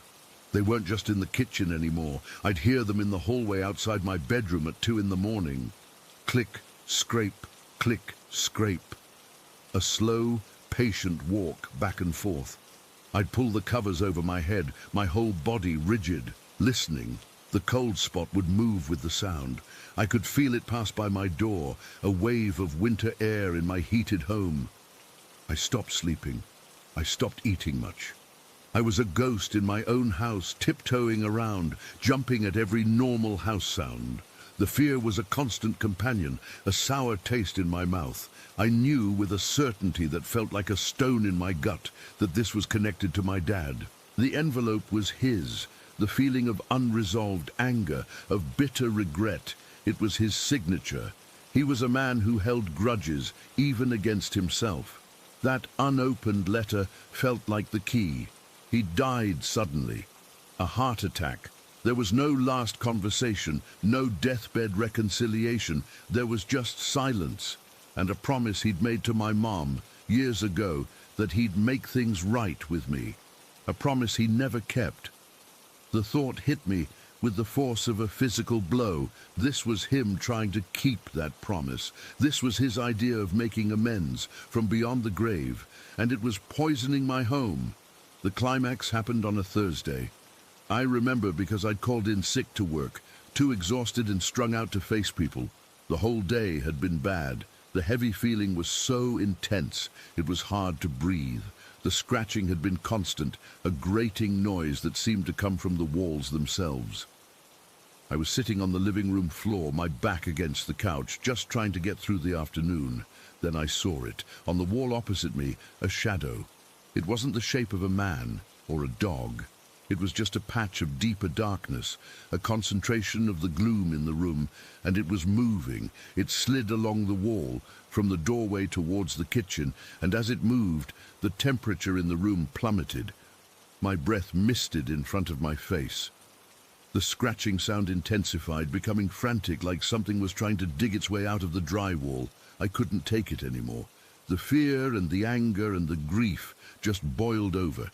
I scrambled to my feet, my legs wobbly. I ran to my bedroom, to the drawer where I kept my dad's things. I snatched the envelope, my hands trembling so badly I almost dropped it. I didn't care what was in it. I didn't want his words. I didn't want his apology. I just wanted him gone. I ran back to the living room, the shadow still pulsing on the wall. The cold so deep it felt like needles in my skin. I tore the envelope in half, then again and again, ripping it into tiny confetti-like pieces. I threw the pieces into the air, my voice a raw, ragged scream I didn't even recognize. "You are not welcome here," I shouted at the shadow, at the cold, at the memory of my father. "Do you hear me? You are not welcome. You had your chance. It's too late. Get out! Get out!" The effect was immediate. The shredded paper fluttered to the ground. The frantic scratching stopped, not faded away, stopped, as if a switch had been flipped. The heavy pressure in the air vanished so suddenly I felt dizzy, like I'd been leaning against a wall that wasn't there anymore. The shadow on the wall dissolved, just melted back into the ordinary shade of the room. The biting cold was gone, replaced by the steady, warm hum of the central heating. Silence, a deep, total, profound silence. The kind of silence you only notice after a terrible noise has ceased. I stood there panting, my heart hammering, surrounded by the tiny pieces of my father's last unspoken words. I stayed like that for a long time, waiting for it to come back. It didn't. The house has been quiet ever since. The heavy, hostile presence is gone. I know it is. The air is just air again. But sometimes, late at night, if I'm lying awake, I'll hear it. Not the slow, menacing scrape, but the soft, quick, click, click, click of happy little dog nails trotting down the hallway. It's fast and light, and it always seems to pause for a second outside my bedroom door before moving on. It doesn't scare me. It feels like a guard making her rounds. I like to think that when my dad left, Daisy stayed, to make sure he doesn't come back. Story 9. All right, so I've been sitting on this for a while, but I guess it's time to get it out there. I've never posted anything like this before, but I can't shake what happened, and maybe writing it down will help. Or maybe it'll just freak me out all over again. Either way, here goes. It was late September, and my friend and I had been planning this camping trip for weeks. We'd both been stressed with work and life, and we figured a couple of days on the Appalachian Trail in Blue Ridge, Georgia, would clear our heads. You know, the usual. Fresh air, no cell service, just the sounds of nature. We'd done this before, so we weren't new to the woods. But this time was different. We got to the trailhead around mid-morning. The sky was overcast, but not threatening rain, just that kind of grey haze that makes everything feel quieter. We hiked in for a couple of hours, following a lesser-used path off the main trail. It was my friend's idea. He'd read about a spot near a creek that was supposed to be secluded and perfect for a quiet night. I was all for it. The main areas can get crowded, and we wanted solitude. By early afternoon, we found the spot. It was beautiful, honestly, a small clearing surrounded by thick pines and oaks, with a narrow creek bubbling about 20 feet away. The water was clear and cold, and the air had that damp, earthy smell you only get deep in the woods. We set up camp quickly, a 2-person tent, a fire pit we dug out carefully, and our gear scattered around. I remember feeling pretty good, laughing about some stupid joke my friend made as we unpacked. Everything felt normal, you know, like any other trip, but as the day wore on, things started to feel off. It was subtle at first. I'd get this prickling sensation on the back of my neck, like someone was watching me. I brushed it off. Probably just a squirrel or a bird, or maybe my imagination because we were so isolated. But it didn't go away. My friend mentioned it too, around late afternoon. He said, "You feel that? Like we're not alone." I nodded, but we both tried to play it cool. We're not superstitious guys. We're both in our 30s, grounded, not the type to believe in ghosts or monsters. We built a small fire as the sun started to dip below the trees. The light faded fast, and the woods got dark in that way they do. No city glow, just deep, inky blackness beyond the firelight. We cooked some dinner, talked about work, normal stuff. But the feeling of being watched kept growing. I found myself glancing over my shoulder more often, scanning the trees. Everything was still. Too still. No owls, no rustling leaves, not even the usual crickets.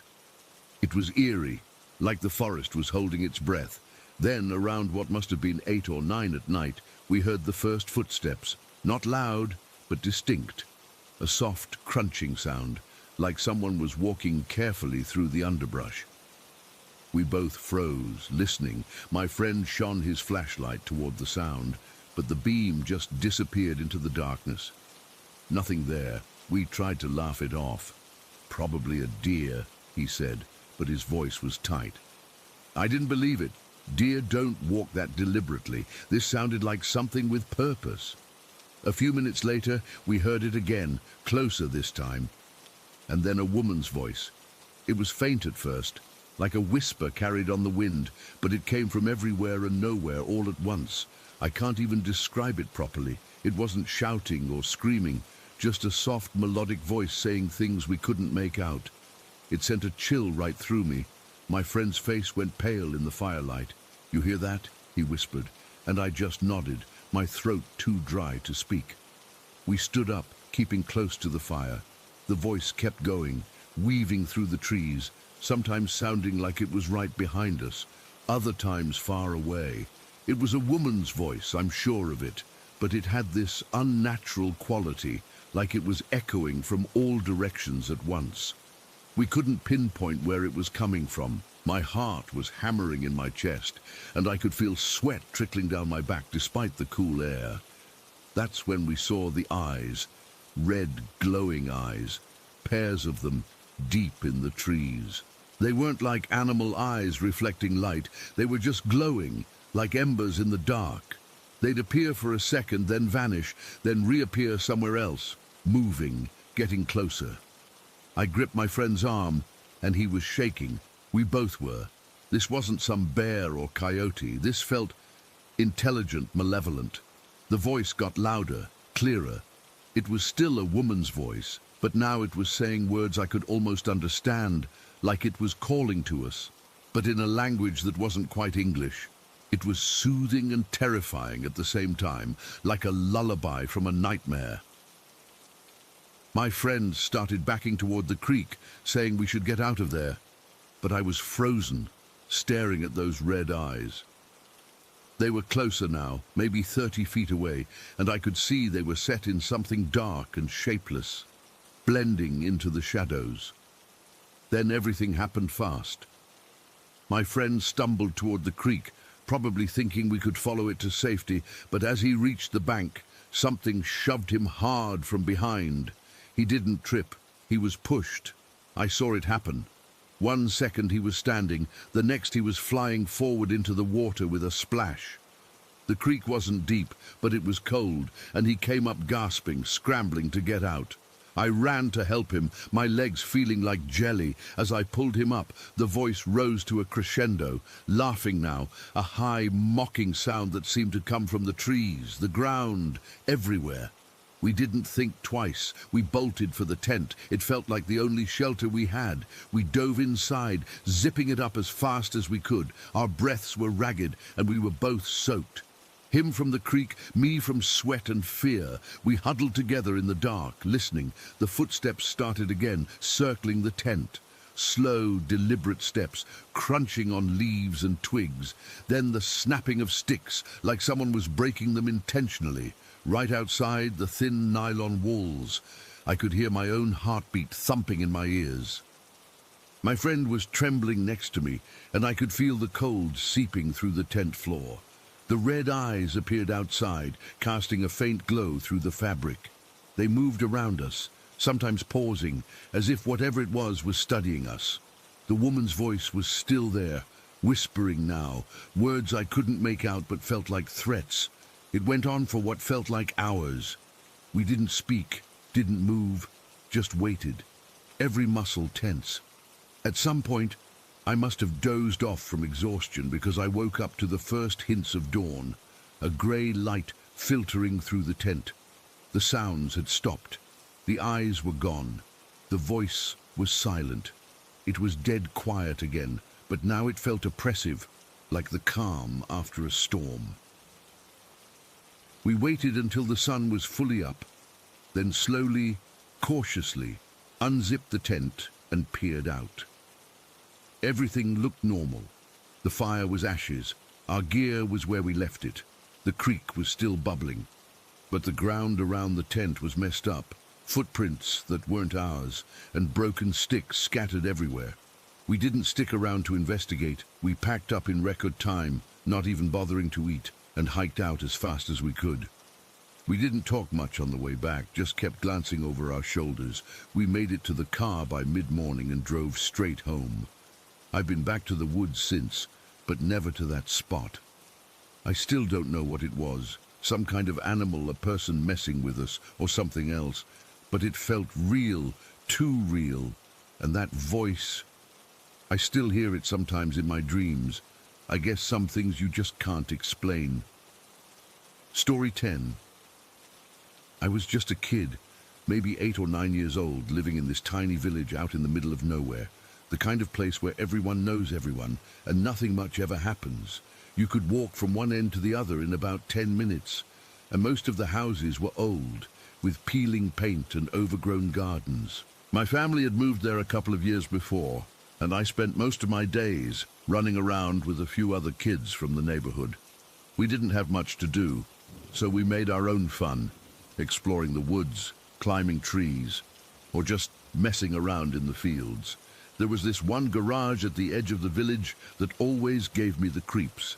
It was set back from the road, half hidden by a bunch of scraggly trees, and it looked like it had been abandoned for years. The windows were boarded up, and the door was hanging off its hinges. What really stuck with me, though, was the graffiti sprayed on the side in big, messy letters, "Red Rum." I didn't know what it meant back then. It just looked weird and kind of threatening. Later, when I was older, I found out it was murder spelled backwards, and that made everything so much worse. But at the time, it was just another strange thing in a place full of strange things. The owner of the garage was this guy nobody really talked about. He was just known as the creep among us kids. I never saw him much, but when I did, he'd be lurking around, always wearing this dirty coat and staring at nothing.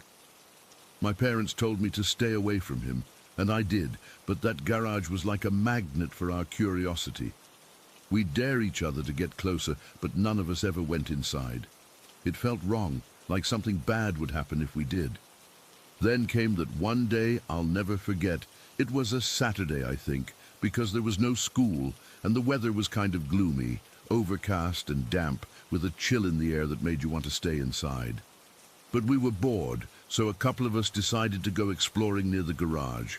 There were 3 of us, me and 2 other kids from down the street. I won't use their names because it feels wrong to drag them into this, even now. We were just a bunch of bored kids looking for something to do. We started off throwing rocks at cans, but that got old fast. Then one of us noticed something weird about the ground near the garage. It wasn't just dirt, it was this patch of earth that looked different from the rest, softer, almost like it had been disturbed recently. But what really caught my eye was that it seemed to ripple. Not like water, but like a slow, gentle movement under the surface. At first I thought it was my imagination, or maybe the wind blowing leaves or something. But the more I stared, the more I saw it. This subtle, undulating motion that made my skin crawl. I pointed it out to the others, and they saw it too. We all froze for a second, just watching. It was eerie, like the ground was alive or something. I felt this cold knot form in my stomach, and my heart started beating faster. I don't know why, but I had this overwhelming compulsion to dig there. It wasn't a thought, it was a feeling, like something was pulling me toward that spot. I remember my hands getting clammy, and I could hear my own breathing getting shallow. The others were hesitant. One of them said we should leave it alone, that it was probably just animals or something, but I couldn't shake the feeling. I insisted we dig. I don't know where the courage came from. Maybe it was just kid curiosity mixed with that weird primal fear. We didn't have any proper tools, so we started using sticks and our hands. The ground was soft and moist, easy to dig into, but it felt wrong. Every time I pushed my fingers into the dirt, I half expected to feel something slimy or sharp. The soil was dark and smelled earthy, with a hint of decay. As we dug deeper, the rippling seemed to stop, but the air felt heavier, like a storm was brewing. I could feel the cold dampness seeping through my jeans where I was kneeling, and my fingers were getting numb from the effort. We dug for what felt like hours, but it was probably only 20 or 30 minutes. The hole was about a foot deep when my stick hit something hard. At first I thought it was a rock, but when I brushed away the dirt, I saw it was white and jagged. Bone. I froze, my heart hammering in my chest. The others crowded around, and we all started digging faster, our hands scrabbling in the dirt. We uncovered more of them, bones, lots of them. Some were small, like from a bird or something, but others were bigger, way bigger than any animal I'd seen around there. They were jagged and uneven, with sharp edges that looked like they'd been broken or chewed on. One piece was long and thick, like a leg bone, but it had strange grooves on it that didn't seem natural. I remember picking one up. It was cold and rough, with a weight to it that felt wrong. It wasn't clean like the bones you see in pictures. It was stained with dirt and something dark, almost like old blood. The smell hit me then, a faint, musty odor that made my nose wrinkle. It wasn't overpowering, but it was there, lingering in the air. My hands were shaking and I could feel a cold sweat on my back. The others were quiet, just staring at the bones we'd piled up. One of them whispered, "What are these from?" But none of us had an answer. That's when the compulsion really kicked in. I felt like we had to take them somewhere, to show someone. Maybe it was because I was scared and wanted an adult to make sense of it. Or maybe it was that same weird pull that made me dig in the first place. I insisted we take them to school. We wrapped the bones in an old shirt one of us had brought, and we carried them carefully, like they were treasure or something. But the whole time, I had this dread building inside me. The walk back to the village felt longer than usual, and every noise, a bird chirping, a branch snapping, made me jump. I kept glancing over my shoulder, half expecting to see the creep from the garage watching us. When we got to school on Monday, we went straight to our teacher. I remember her classroom smelled like chalk and old books, and she was grading papers at her desk. We laid the bones out on her table, and her face went pale. She picked one up, turning it over in her hands, and then she just shook her head.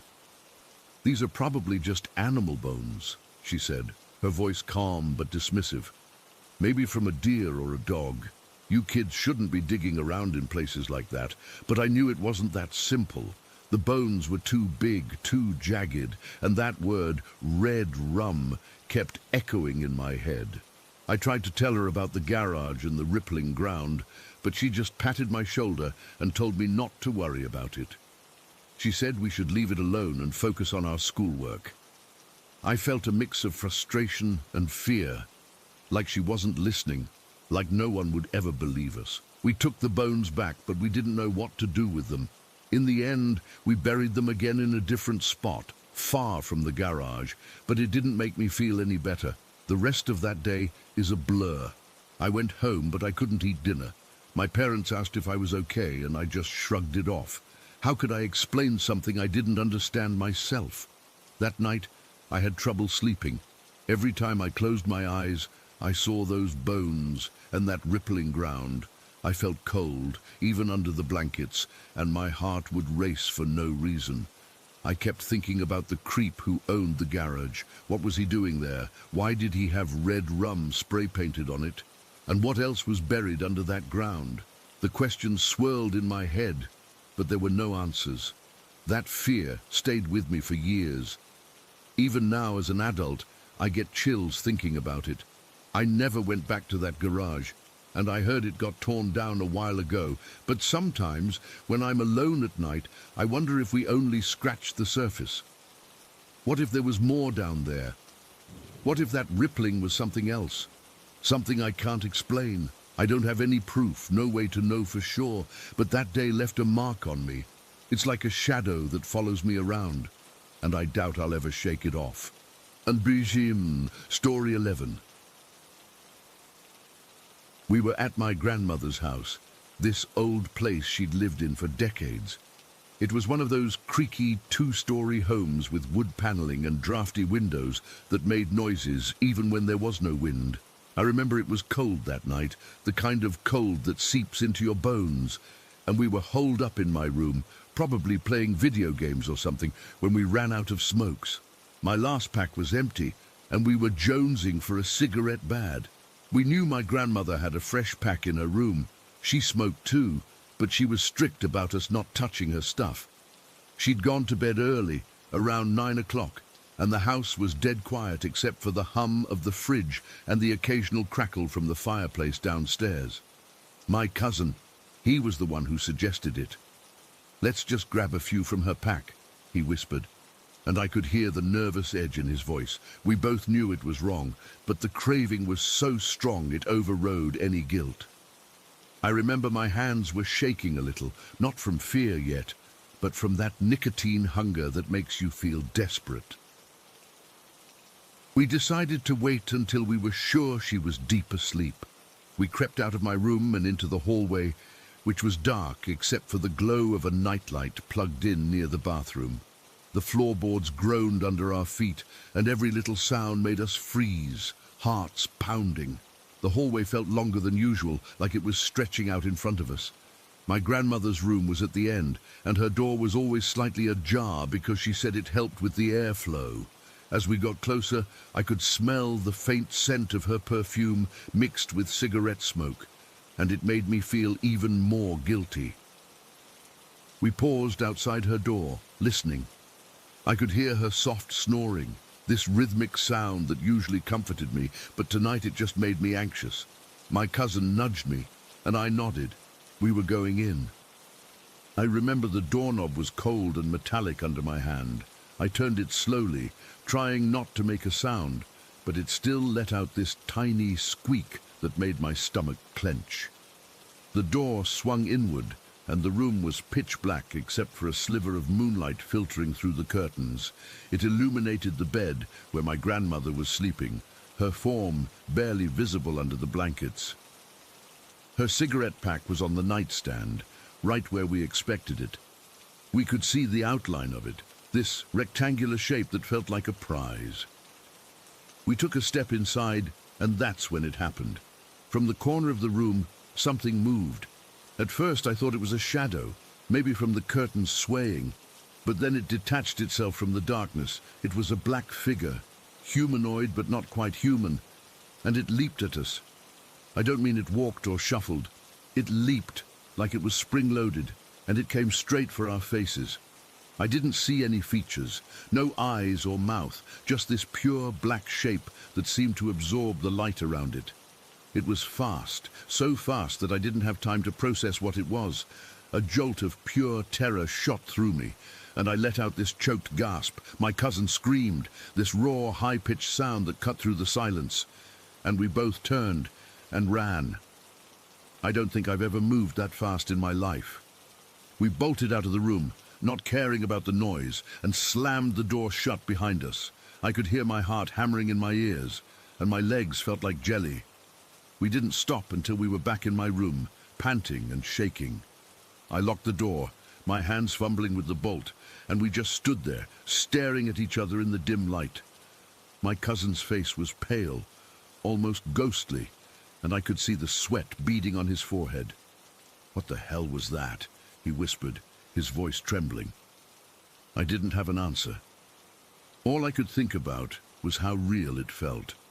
The cold air in the room, the way the figure moved, the sheer force of its presence. It wasn't like a dream or a hallucination. It was solid, tangible. We both saw it, and we knew we hadn't imagined it. We stayed in my room for what felt like hours, too scared to even look out the window. Every little noise made us jump, the house settling, a car passing outside, anything. I kept replaying the moment in my head, the door opening, the darkness, the leap. It was like my brain was stuck on a loop. My hands were still shaking, and I could feel this cold sweat all over my body.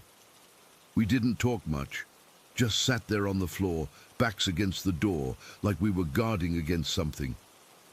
After a while, we heard my grandmother stirring. She called out from her room, asking if everything was okay. We didn't answer at first, but then she came to my door and knocked. I unlocked it slowly, and she was standing there in her nightgown, looking confused and a little worried. "What's all the racket?" she asked. We just mumbled something about having a nightmare, and she shook her head and went back to bed. She didn't seem to notice anything out of the ordinary in her room, which made it even weirder. How could she not have seen or felt that thing? The rest of the night was a blur. We didn't sleep at all. Every time I closed my eyes, I'd see that black figure lunging at us. My cousin and I ended up calling it the Christmas demon as a way to cope. But it wasn't a joke. It was terrifying. We both knew we'd encountered something we couldn't explain. It felt like a punishment, like whatever it was had been waiting for us to do something wrong, and stealing those cigarettes was the trigger. In the days that followed, we were both pale and jumpy. We couldn't even look at a cigarette without feeling a wave of nausea. That experience scared us straight in a way. I quit smoking not long after, and so did my cousin. It wasn't just the fear of getting caught. It was this deep, unsettling feeling that we'd crossed a line and something had noticed. We never talked about it with anyone else, not even our parents, because who would believe us? It sounded crazy, even to us. But here's the thing, I still think about it, especially around Christmas. The memory is as vivid as if it happened yesterday. I can still feel the cold doorknob, see the moonlight in that room, and sense that presence. I've tried to rationalize it. Maybe it was a shadow, a trick of the light, or our minds playing tricks because we were guilty. But both of us saw it, and we saw it clearly. There's no explanation that fits, and that's what haunts me the most. It's like this gap in reality that I can't fill, and I doubt I ever will. Story 12. That night, we decided to play tag. It was kind of a dumb game for teenagers, but we were bored, and it was something to do. The church field was this big, open area with a few trees scattered around, and behind it was the actual church, which was pretty old and had this spooky vibe, especially at night. We'd been there loads of times, so it wasn't like we were scared or anything. We started playing as the sky was turning from orange to deep blue, and by the time it was fully dark, we were still at it, laughing and chasing each other under the streetlights that lined the path nearby. I remember it was around 8 o'clock when one of my friends pointed toward a tree at the far end of the field. It was this big oak tree, gnarled and kind of leaning to one side, like it had been there forever. He said, "Hey, what's that over there?" And we all stopped to look. At first I thought it was just a shadow or something. The way the light from the street lamps hit the tree made weird patterns sometimes, but as I squinted, I saw it too. A figure curled up against the trunk, like a girl sitting with her knees pulled to her chest. It was dark, so I couldn't make out any details, just this human-like shape that seemed too solid to be a trick of the light. We all kind of laughed it off. One of my friends joked, "Maybe it's a ghost." And we chuckled because, come on, ghosts aren't real, right? We went back to playing, but I kept glancing over there, and every time I did, the figure was still there. It didn't move, just stayed curled up, and after a while it started to bug me. Like, why would someone be sitting out here alone in the dark? The field was empty except for us, and we hadn't seen anyone else around. The church was closed at that hour, and the nearest houses were a good distance away. After we got tired of tag, we sat on the grass near the path, catching our breath. The topic came up again, and we started talking about what it could be. Someone said it might be a pile of leaves or a bag, but it was too uniform, too much like a person. Another friend suggested it could be a prank, maybe someone was messing with us. But we'd been there for over an hour, and no one had come or gone from that spot. The field is wide open, with no fences or anything, so if someone had been there, we'd have seen them leave. Curiosity got the better of us, and we decided to go check it out. It was probably around 9:30 by then, and the night had gotten quieter, with just the sound of crickets and the occasional car passing in the distance. We walked across the field, and with each step, I felt this nervous energy building up. My heart was beating a little faster, and I remember my palms getting sweaty. It wasn't fear yet, just this weird anticipation, like when you're about to open a door and you don't know what's on the other side. As we got closer, the figure didn't change. It was still there, dark and motionless. When we were about 10 feet away, we all stopped. One of my friends shined his phone flashlight on it, and that's when things got really strange. The light hit the tree, and for a second I thought I saw the shape clearer. It looked like a person hunched over, with what might have been hair hanging down. But then, as we took another step, it just wasn't there. Like one moment it was solid, and the next it was gone. Not like it moved away, but like it dissolved into the shadows. We stood there for a minute, confused. My friend kept moving the light around, but there was nothing, no person, no object, nothing that could have made that shape. The ground under the tree was just dirt and grass, with some roots sticking out, but nothing that resembled a curled-up figure. We started examining the area, kicking at the dirt, looking for any clues. I remember feeling the rough bark of the tree with my hands, and it was cold and damp, like it had been sweating. There were no footprints nearby except ours, and the grass wasn't flattened in any way that suggested someone had been sitting there. That's when the fear started to sink in. My stomach tightened, and I felt this cold shiver run down my back. We were all talking at once, trying to come up with explanations. One friend said maybe it was a trick of the light, but we'd all seen it from different angles, and it had looked real. Another suggested it could have been an animal, but animals don't sit like that, curled up like a human. We even considered that someone might have been playing a prank and ran off, but the field was so open, we'd have seen them. There's no cover for dozens of yards around that tree. We decided to wait and see if anything happened. We backed away a bit and sat on the grass, keeping our eyes on the tree. The minutes dragged on, and the silence felt heavier. I remember the air getting colder, and I wrapped my arms around myself. wishing I'd brought a jacket. My friends were quiet too, and I could tell they were as freaked out as I was. Every little noise made us jump. A rustle in the bushes, the wind picking up. Even our own breathing seemed too loud. After what felt like forever, probably only 20 minutes, one of my friends whispered, "Do you see that?" And we all looked back at the tree. For a split second I thought I saw the figure again, but it was gone before I could focus. It was like my eyes were playing tricks on me, but the others said they saw it too, this flicker of something dark and human-like. We stood up, and without saying anything, we started walking closer again. This time we moved slowly, almost on tiptoe, as if we were afraid to disturb whatever it was. When we reached the tree, there was still nothing. No sign of anyone or anything. But then I noticed something weird.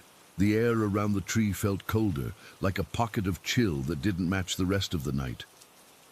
I reached out and touched the spot where the figure had been, and my fingers came away damp, but not from dew. It was like the ground was sweating or something. I can't explain it better than that. It was just off. We started discussing what to do next. Part of me wanted to leave and never come back, but another part was too curious to let it go. We decided to circle the tree and see if we could find any evidence. That's when one of my friends pointed out that the roots and bumps on the ground couldn't have created that shape. We tried to recreate it by sitting in different positions, but no matter how we curled up, the shadows didn't look right. The only way it made sense was if someone had actually been sitting there, but then, where did they go? The thought of ghosts came up again, and this time no one laughed. We all grew up hearing stories about the church being haunted, but we'd never taken them seriously. Now, though, it felt possible. I remember my heart pounding in my ears, and I kept glancing over my shoulder, half expecting to see something behind us. The field seemed bigger and emptier than ever, and the streetlights felt like they were getting dimmer, like the darkness was closing in. We must have spent another hour there, just watching and waiting, but nothing else happened. No more figures, no sounds, just this eerie stillness. Eventually, we decided to head home. It was getting late, probably close to 11, and we all had that unsettled feeling that wouldn't go away. As we walked back across the field, I kept looking back at the tree, and I swear for a moment I thought I saw the figure again, but it was so quick I couldn't be sure. Maybe it was my imagination, but my friends said they felt like they were being watched. When we got to the road, we split up to go to our houses. I lived closest, so I was the first to leave, and I remember jogging the last bit, not because I was in a hurry, but because I wanted to get inside where it felt safe. That night, I didn't sleep well. Every time I closed my eyes, I saw that curled-up shape, and I'd jolt awake, my heart racing. I kept thinking about how real it had looked, and how there was no logical explanation. The next day, we talked about it at school, and we all agreed that we'd seen the same thing. We even went back to the field in the daylight to check, but of course there was nothing. The tree was just a tree, the ground was normal, and everything looked innocent. But that night, it hadn't felt innocent at all. It felt like we'd stumbled into something we weren't supposed to see. To this day, I have no idea what it was. Was it a ghost, a prank, some kind of optical illusion? I don't know, and that's what bothers me the most. I've never seen anything like it since, and I avoid that field at night now. Sometimes when I'm lying in bed, I'll remember the cold air around that tree and the way my skin crawled, and I'll get this chill all over again. It's one of those things that just doesn't make sense, no matter how much you think about it. And honestly, I'm okay with not knowing, because some things are better left alone. But every now and then, I wonder, what if we'd gotten closer that first time? What would we have found? I guess I'll never know, and that's the part that still keeps me up at night. Story 13. I was in this park, the one a few blocks from my childhood home. But it was wrong. The grass was this pale, sickly yellow-grey, like old newspaper, and the swing set was all rusted and still, not a whisper of wind to move it.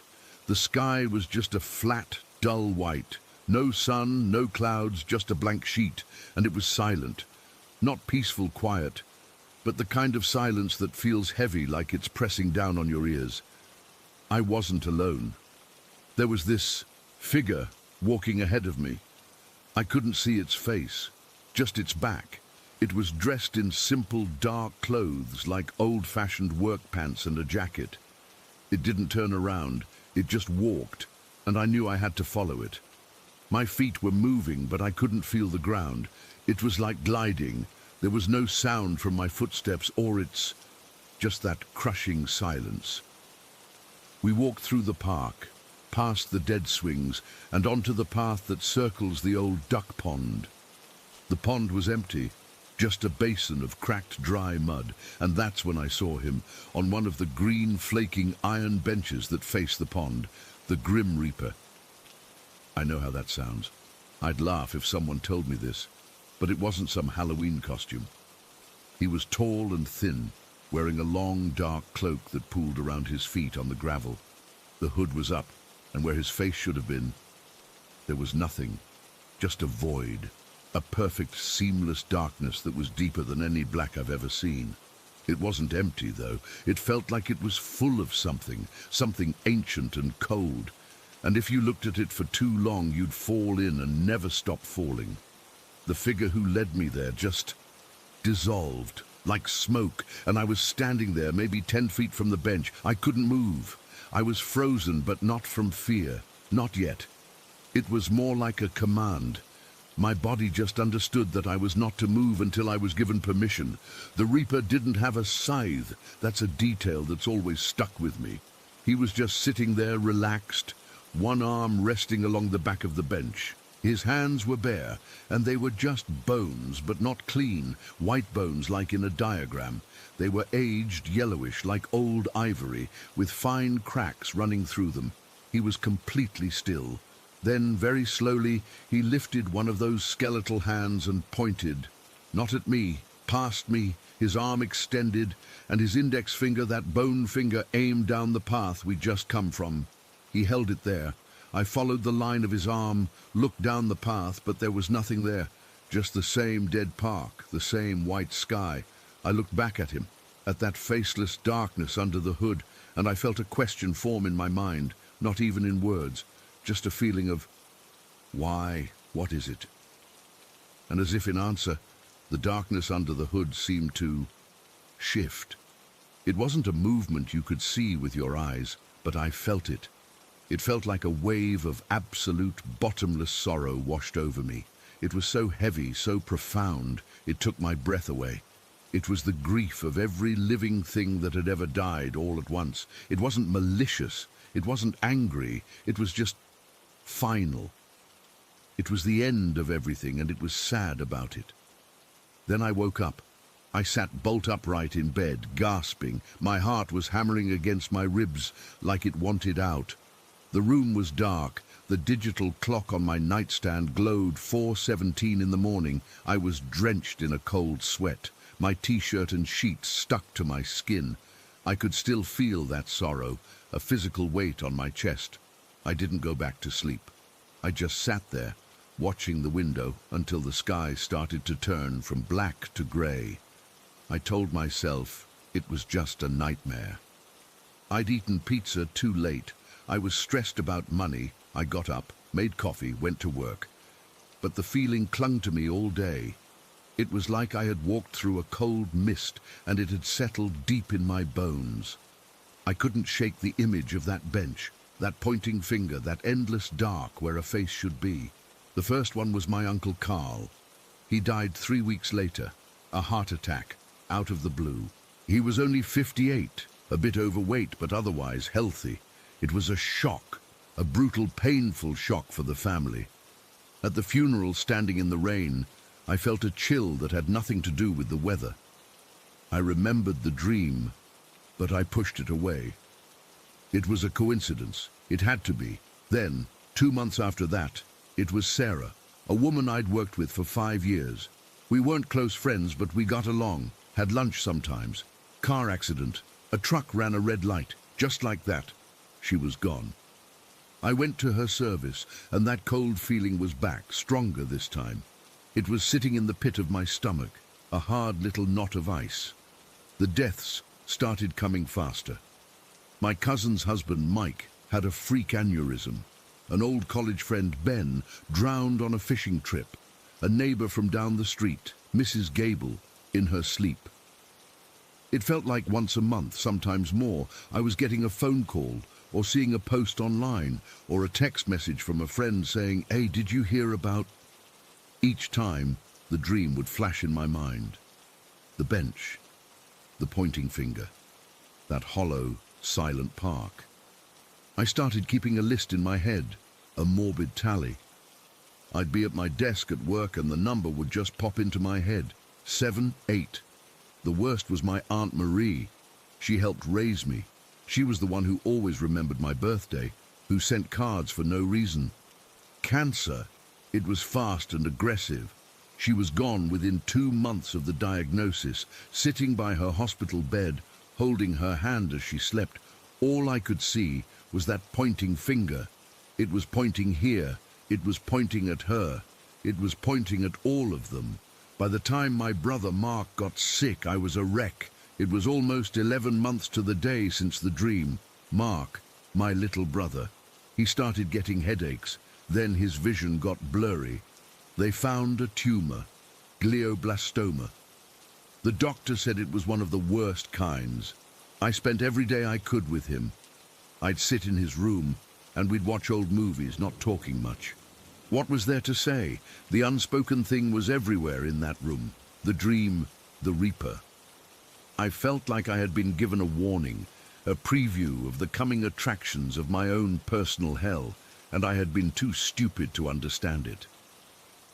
The day Mark died was a Thursday. It was a week before the 1-year anniversary of the dream. I'd been keeping track. I was in his room at the hospice. It was quiet. The lights were dim. He was unconscious, his breathing this ragged, uneven sound. I was holding his hand, just watching his face, memorizing it, and then his breathing just stopped. There was no big gasp, no final word. It just ceased. The room went completely silent. The only sound was the hum of the refrigerator down the hall. In that silence, the memory of the dream slammed into me with the force of a physical blow. It wasn't a memory. It was like I was there again. I could feel the dead grass under my feet, see the white sky, smell the dry, dusty air, and I saw him, the Reaper, on that bench, his bone finger pointing, but this time I understood. He wasn't pointing at a place. He wasn't pointing at a person. He was pointing at a span of time. He was pointing at the next year of my life. The dozen people, Uncle Carl, Sarah, Mike, Ben, Mrs. Gable, Aunt Marie, Mark, and the others. They were all in the direction he was pointing. He was showing me the path I was about to walk down. A path of loss, of phone calls, of funerals, of a grief so thick you could choke on it. I let go of my brother's hand, and I walked out of the room. I walked down the hall, past the nurse's station, out the automatic doors into the parking lot.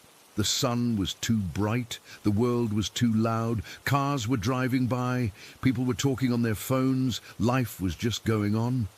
It felt obscene. I got in my car, and I just drove. I didn't know where I was going. I ended up at that park, the real one from my childhood, not the dead one from the dream. I parked my car and I walked to the bench by the duck pond. It was the same bench, the same green flaking paint. I sat down on it. The iron was cold even through my jeans. I looked at the space next to me where he had been sitting. There was nothing there, just empty bench. I put my head in my hands and I finally cried. I cried for my brother, for my aunt, for all of them. I cried out of sheer helpless terror because the dream was real. It was all real. And the most terrifying part, the thing that keeps me up at night even now, years later, is that he's still pointing. In my mind, he's forever on that bench, his arm outstretched, his finger aiming at something ahead. The year he showed me is over. The dozen are gone. So what is he pointing at now? Story 14. Okay, so I've never really talked about this before, not in detail anyway, but I feel like I need to get it out there, because even now, years later, it still messes with my head. This is about the house I grew up in, the one my parents bought brand new back in 1995. It was supposed to be this fresh start for our family, but it turned into something else entirely, especially after my grandmother passed away in 2010. She died in that house, in her bedroom upstairs, and honestly, I think part of her never left. But it wasn't just her. Something else was there too, something dark and mean, and it seemed to feed off the bad energy, especially after the fight started between my mom and dad. I'm not going to drag this out over weeks or months. I want to tell you about one specific day, the day everything came to a head for me. It was a Saturday, in late fall, I remember, because the air had that crisp, cold bite to it, and the leaves were all over the yard, rustling in the wind. I'd been having trouble sleeping for weeks because of the noises, but that day started like any other. Or at least, it tried to. I woke up around 7 in the morning, which was early for a weekend, but I'd been jolted awake by this sound I couldn't place. At first, I thought it was just the house settling, you know, the way old houses creak and groan, but this was different. It was like someone was walking slowly up the stairs, step by step, with a heavy, deliberate pace. I lay there in bed, my heart already starting to race, and I just listened. The footsteps were clear, like boots on wood, but when I peeked out my door, the staircase was empty. No one else was awake. My dad was probably still passed out from drinking the night before, and my mom and sister were in their rooms. I told myself it was nothing, maybe the wind or something, but deep down I knew it wasn't. I got dressed and went downstairs, trying to shake off the unease. The house felt off, like the air was thicker, harder to breathe. In the kitchen, I made some coffee, and that's when I noticed the faucet in the sink was dripping. Not a slow drip, but a steady stream, like someone had left it on. I went over and turned it off, but as soon as I did, I heard a creak from the hallway. I spun around, but there was nothing there. Just the empty hall, with the family photos lining the walls. Those photos had always given me the creeps, especially after we started seeing things in them. A few weeks before, I'd taken a picture of the living room, and when I looked at it later, there was this grey, blurry shape in the corner, like a person standing there, but no one had been in the room. I didn't tell anyone at first because I thought I was going crazy. That morning, though, things escalated fast. Around 9, I was in my room trying to study when I heard 3 loud knocks on my door. Not taps, but hard, sharp knocks, like someone was pissed off and wanted in. I jumped, my book falling off the bed, and I yelled, "Who is it?" No answer. I waited a second, then opened the door slowly. The hallway was empty, and it was dead quiet. I could feel my hands trembling as I shut the door again, and I just stood there listening. Nothing. But then, out of the corner of my eye, I saw a shadow move past the crack under the door. It was quick, like a person walking by, but when I yanked the door open again, there was no one. My heart was pounding so hard I could feel it in my throat, and I had to sit down on the floor because my legs felt like jelly. I decided to go find my mum or sister, just to have someone with me. As I walked down the hall, I passed the bathroom, and the door was wide open, which was weird because we usually kept it closed. I glanced in, and the sink faucet was running full blast, water pouring into the basin. I hadn't heard it from my room, but now the sound was loud, almost roaring. I reached in and turned it off, my hand shaking, and that's when I felt this cold spot right in the doorway. It was like stepping into a freezer, and the hair on my arms stood up. I backed away quickly and hurried to my sister's room. She was still asleep, so I didn't wake her. Instead, I went to the living room and sat on the couch, trying to calm down. The TV was off, and the room was dim because the curtains were drawn. I could see dust particles floating in the slivers of light, and everything felt too still. That's when I heard the footsteps again, this time coming from upstairs. They were faster now, almost running, and I could hear them moving from one end of the hall to the other. I froze, my breath catching in my chest, and I just stared at the ceiling, waiting for it to stop. After a minute, it did. But then I heard a door slam shut upstairs. Not a loud bang, but a firm click, like someone had closed it deliberately. I couldn't take it anymore. I had to check.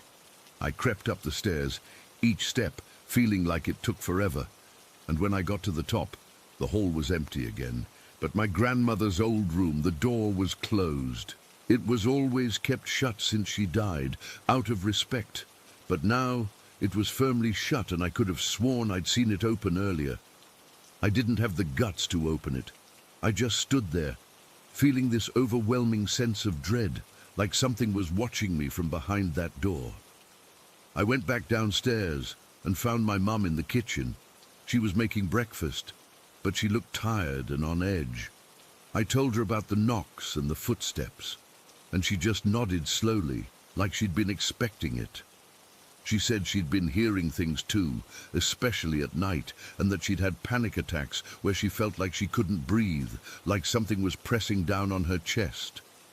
We didn't talk about the domestic stuff much. The fights with my dad were bad, and we were planning to move out soon because of it. But the haunting made everything worse. It was like the house was feeding off the anger and fear.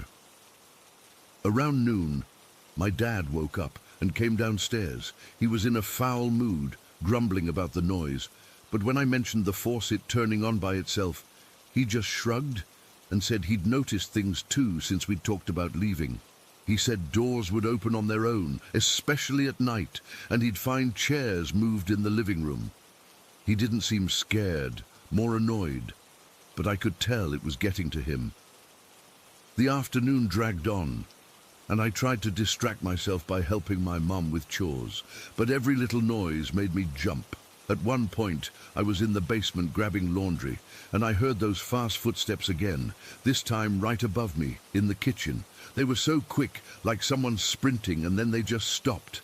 I dropped the laundry basket and ran upstairs, but the kitchen was empty. My sister was there now, awake and eating a sandwich, and she looked pale. She said she'd heard it too from her room, and when she came out to check, there was no one. She described it exactly how I heard it. Fast, frantic steps that ended abruptly. We just looked at each other, and I could see the fear in her eyes. That was the moment I knew we weren't imagining it. Something was really there. As evening set in, the house got darker, and the atmosphere thickened. I was in my room again trying to read, but I couldn't focus. Around 6, I decided to take a shower to calm down. The bathroom was down the hall, and as I walked there, I saw another shadow move past the end of the hallway. This one was clearer, like a person-shaped darkness, and it vanished into the wall. I stopped dead in my tracks, my skin crawling, and I almost turned back, but I forced myself to keep going. In the shower, the water felt good at first, warm and soothing, but then I heard a knock on the bathroom door, 3 knocks, just like before. I turned off the water, my heart hammering, and I wrapped a towel around myself. "Hello?" I called out, but no answer. I cracked the door open and peered out. The hall was empty, but I felt this intense cold again, and I saw my breath mist in front of me.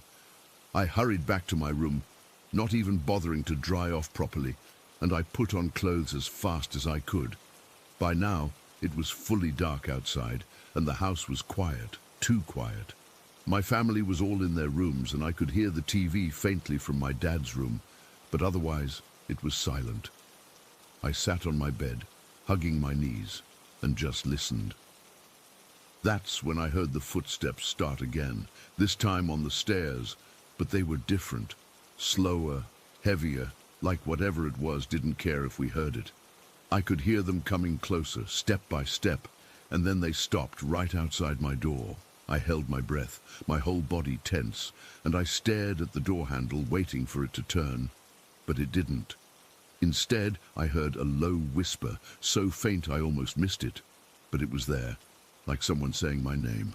I don't know how I heard it over the pounding in my ears, but I did. Then the door creaked open slowly on its own, and I saw it, a grey, misty figure standing in the hallway. It wasn't solid, more like a shadow, but I could make out a human shape, and it was just standing there, facing me. I couldn't move. I was frozen in place, my blood running cold. It felt like minutes, but it was probably only seconds before it faded away, dissolving into nothing.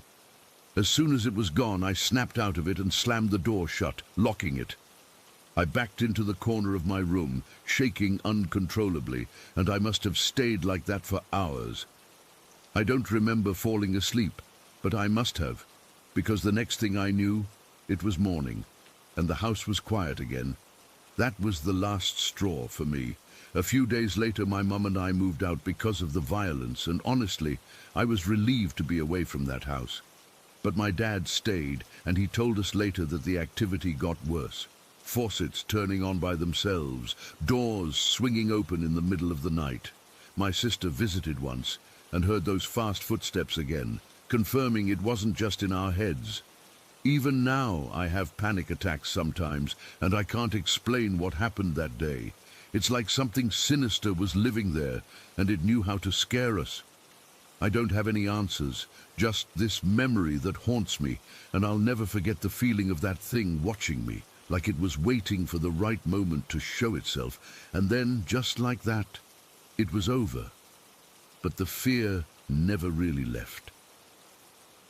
Story 15. That morning, we'd set up camp in a clearing not far from a main trail. I was with my friend Mike. We'd been buddies since high school, and we both volunteered to help out with the scouts. The kids were all excited, running around, setting up tents, and generally being loud, which felt good in a place that otherwise seemed to hush everything. Mike and I decided to do a quick scout of the area to make sure there weren't any hazards nearby, like steep drops or animal dens. We told the other adults we'd be back in an hour or so, and we headed off down a narrow game trail that branched away from the camp. The trail was overgrown, barely there in spots, with thorny vines snagging at our pants. We had to duck under low-hanging branches, and the ground was soft and spongy from recent rain.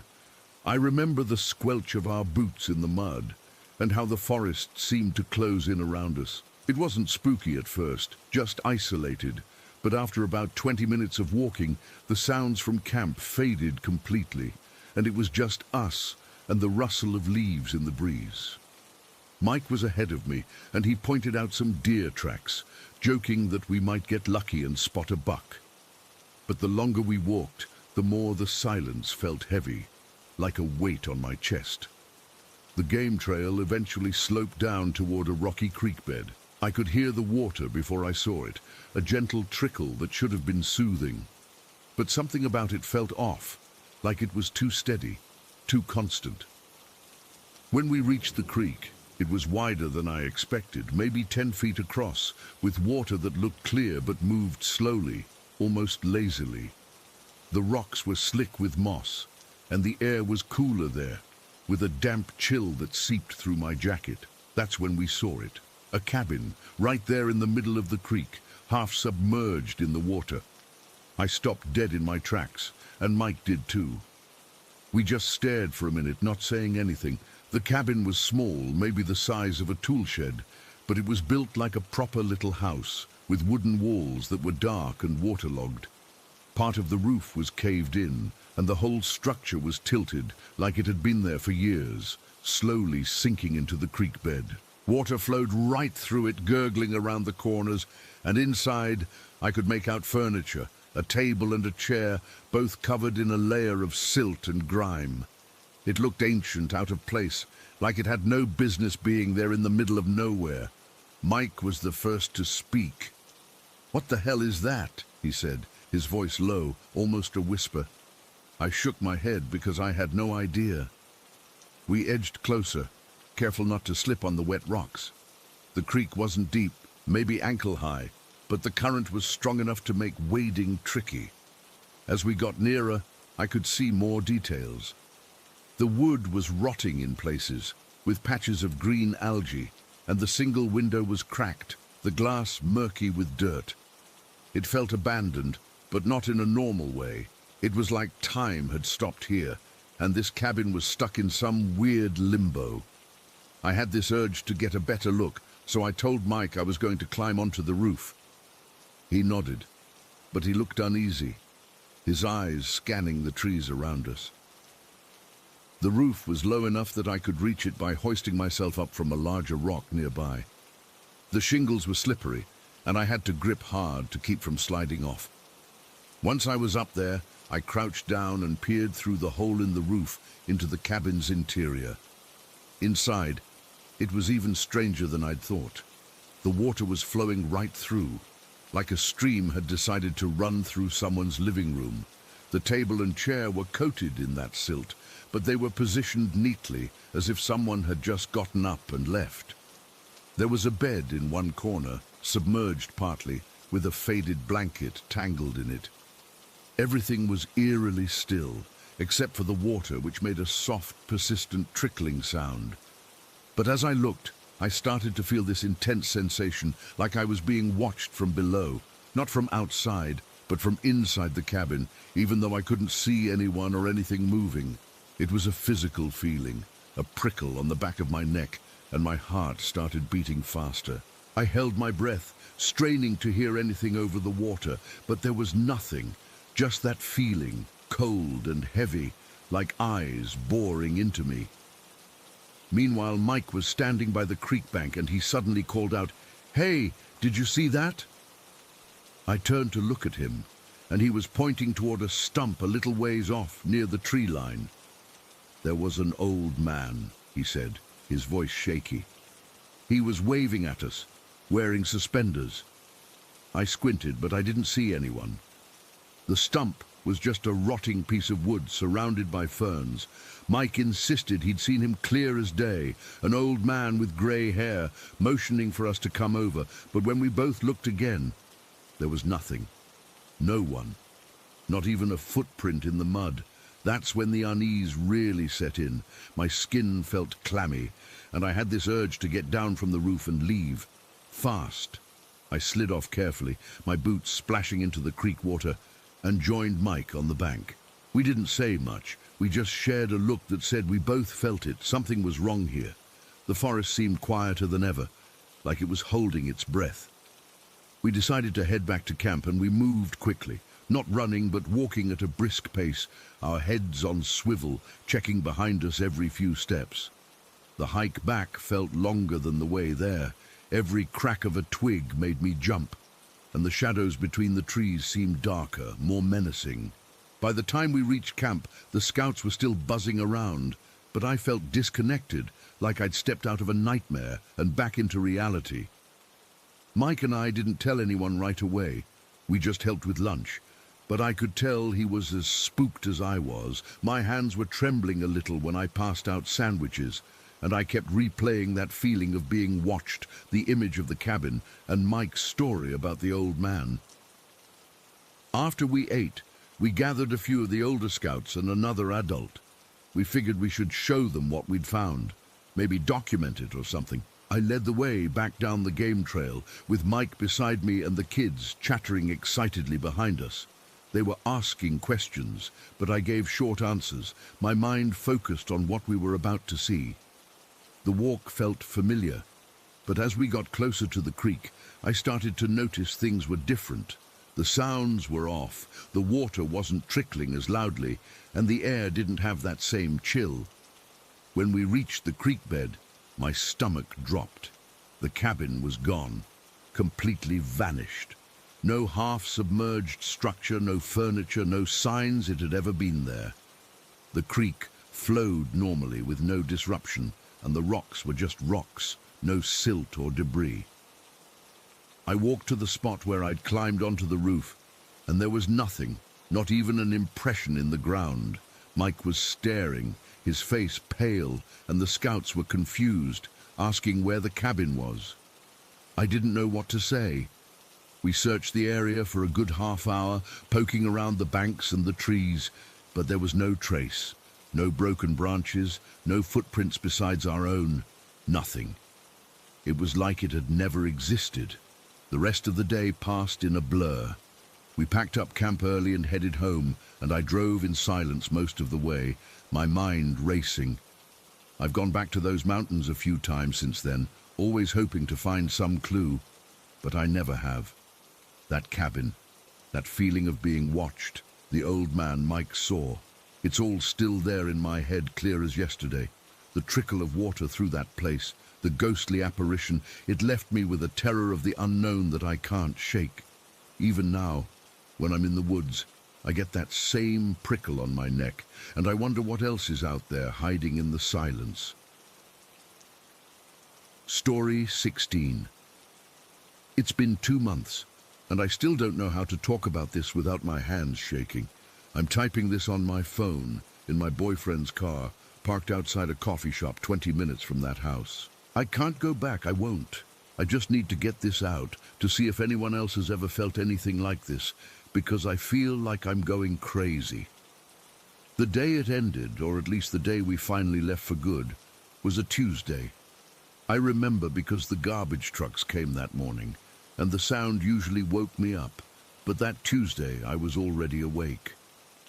I hadn't really slept. Sleep had become this elusive, dangerous thing in that house. You'd drift off and then get jolted awake by something, your heart hammering against your ribs like it was trying to escape. We'd moved into my great-grandparents' old house about 3 months before. It was supposed to be a fresh start. The place had been in the family for generations, a big old farmhouse on a plot of land that was slowly being swallowed by the woods. It needed work, but it was ours, or it was supposed to be. My boyfriend, let's call him Mark, he was all for it. He's a practical guy, works with his hands, fixes things. He thought all the old house needed was some new wiring, a fresh coat of paint, and a bit of love. I knew it needed more than that. I felt it the first time we walked through the door with our boxes. The air was thick, and I don't mean from dust. It was heavy, like walking through water. There was a smell, too. Not a bad smell, just old, like dried flowers, polished wood, and a hint of my great-grandma's lavender soap. That part was okay. That part was almost comforting. It was the other thing, the thing underneath it, that set my teeth on edge. See, the house had 2 kinds of presences. That's the only word I have for it. The first was my great-grandparents. I never met them. They died long before I was born, but I knew them in that house. You'd catch a glimpse of my great-grandpa out of the corner of your eye, just a shadow in his favorite armchair by the cold fireplace. Or you'd smell my great-grandma's lavender soap strongest in the upstairs hallway, right near the bedroom where she passed. They were quiet. They were just there, checking in. It was strange, sure, but it wasn't scary. It was family. The other thing was not family. That Tuesday started like any other bad day there. I woke up, or more accurately, I gave up on trying to sleep, around 5 in the morning.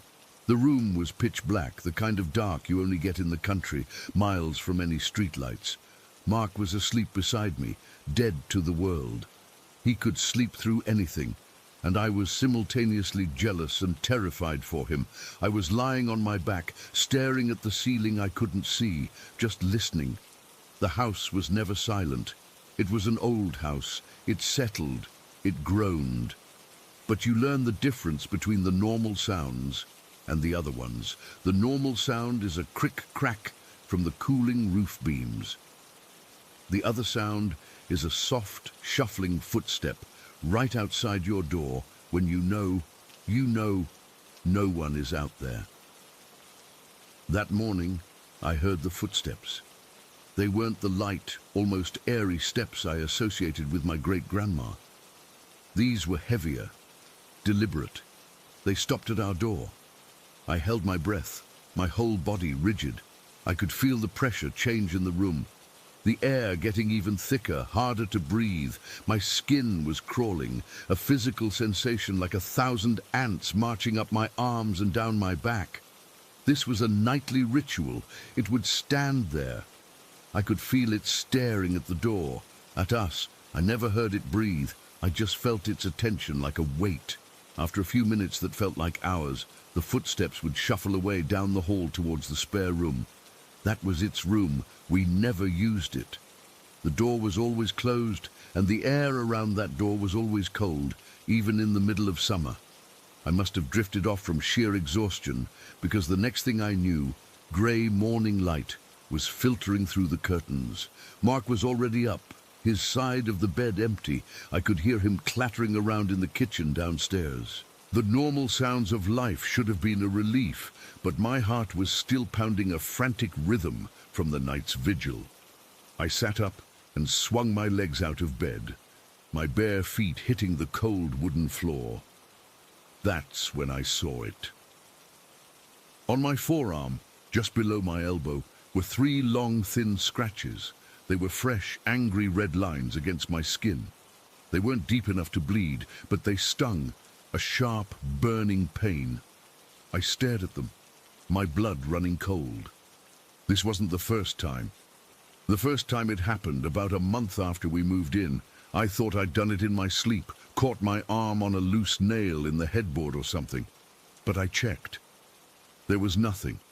No nails, no rough edges, and the scratches were always the same, 3 parallel lines, perfectly spaced, like claws. Mark tried to be rational about it. "It's probably just stress, babe," he'd say. "You're scratching yourself in your sleep."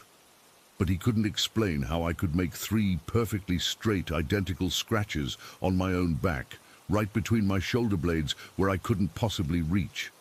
I pulled on my robe, the scratches on my arm throbbing with a low, insistent heat, and went downstairs. Mark was at the stove, scrambling eggs. The radio was on, playing some mindless pop music. It was all so normal, so completely at odds with the dread sitting like a stone in my stomach. "Morning," he said, glancing over his shoulder. He saw my face and his smile faded. "Another bad night." I just held out my arm. He looked at the scratches, and his jaw tightened. He was a fixer, and this was something he couldn't fix with a wrench or a paintbrush. It was killing him. "We should call that woman again," he said quietly, turning back to the eggs. We'd already had the house cleansed. Twice. A friend of a friend knew a woman who did energy work and house blessings. She was a nice lady, maybe in her late 50s, with kind eyes. The first time she came, she walked through the whole house with a bundle of smoking sage. She stopped in the hallway upstairs, right between our room and the spare room. "There's a lot of energy here," she'd said, her voice calm but serious. "The older couple, they're peaceful. They're just watching over the place.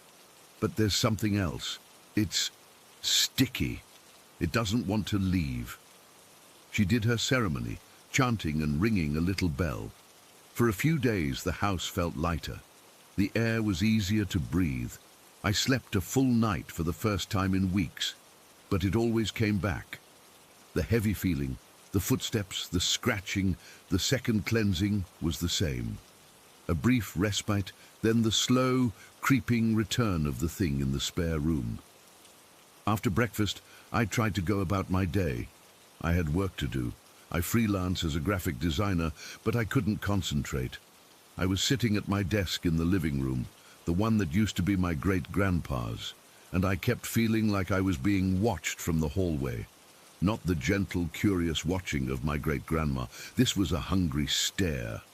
I'd spin around in my chair, but there'd be nothing there, just the empty, dark mouth of the hall. Around midday, I went up to our bedroom to grab a sweater. The house was cold, a deep, damp cold that seeped into your bones. As I passed the spare room, I stopped. The door was open, just a crack. I always made sure it was shut. So did Mark. It was an unspoken rule. We didn't go in there and we didn't leave the door open.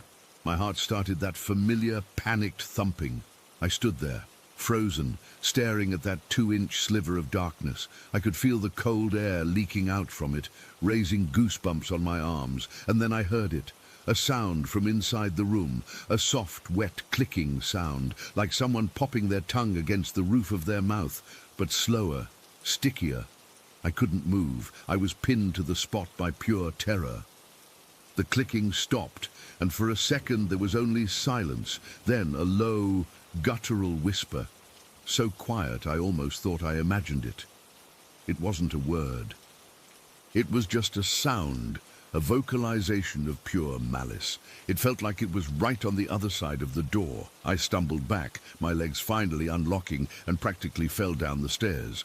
Mark was in the kitchen, sanding down a cabinet door. "The door," I gasped, leaning against the doorframe, my breath coming in ragged gulps. "The spare room door, it's open." He put down his sander, his face grim. "I'll close it." "No, Mark, don't." But he was already heading up the stairs. I heard his heavy footsteps on the creaky wood, a pause, and then the firm, definitive click of the door being shut. He came back down, trying to look reassuring. "It's closed. It must not have latched properly." "It was latched," I whispered. "I checked it this morning." He didn't have an answer for that. We just looked at each other, and for the first time I saw real, genuine fear in his eyes. Not just concern for me, but a primal fear of the thing we were sharing our home with. The rest of the afternoon was a write-off. I was a nervous wreck, jumping at every sound. The house felt different. The presence of my great-grandparents was gone. It was like they had retreated or been pushed out. The whole atmosphere was dominated by that sticky, malicious energy. The air in the living room grew so thick and cold that I could see my breath, a faint puff of white in the late afternoon light. In June. Mark tried to light a fire in the fireplace, but the wood was damp and it just smoked, filling the room with a hazy, acrid smell that did nothing to warm the deep chill.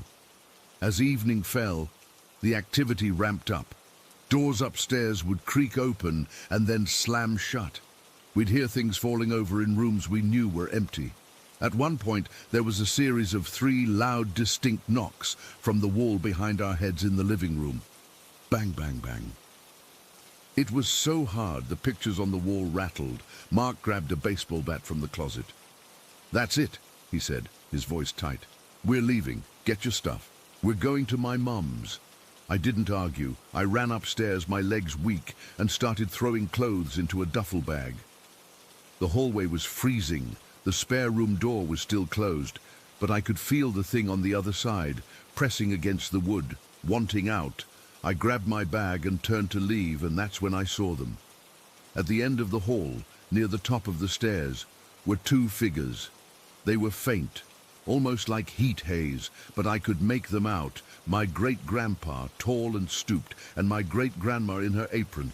They weren't looking at me. They were standing side by side, facing the spare room door. They looked solid, more real than I'd ever seen them, and they looked sad and afraid. It was a warning, a final, desperate warning to get out. "Mark!"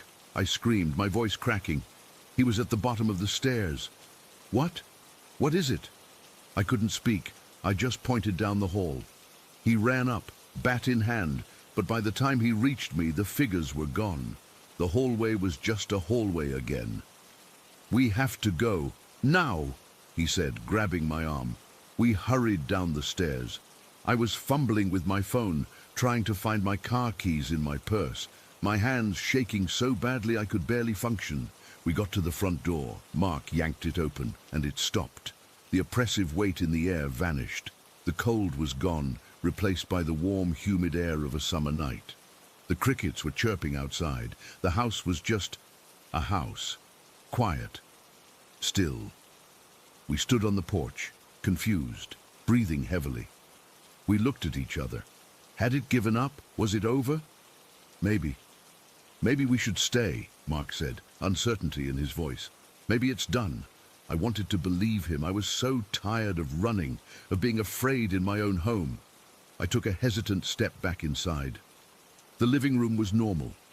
The fire had died to embers. The radio was still playing softly. It felt peaceful. For the first time in months, it felt like the house my great-grandparents had loved. "I think it might be okay," I said, my voice barely a whisper. That's when we heard the noise from upstairs. It wasn't a footstep or a knock. It was the sound of something heavy being dragged slowly across the floor of the spare room. A slow, grating, deliberate scrape, and then a single, loud, final scratch. It was a long, tearing sound, like nails being dragged down the entire length of the inside of the door. We didn't say another word. We turned, walked out the front door, got in the car, and drove away. We haven't been back since. The house is still there, sitting empty. We pay the taxes on it, but neither of us can even think about going inside. I don't know what was in that room. I don't know why it scratched me, or why it hated us, or why it finally let us go. All I know is that some doors, once opened, should never be closed again, and some houses don't want new occupants. They're just waiting for the old ones to come home. Story 17. Okay. So I've never really shared this with anyone outside my family, but I guess it's time to get it off my chest. I grew up in this old house in Indiana, one of those places that's been standing since 1865. And let me tell you, it had a vibe from day one.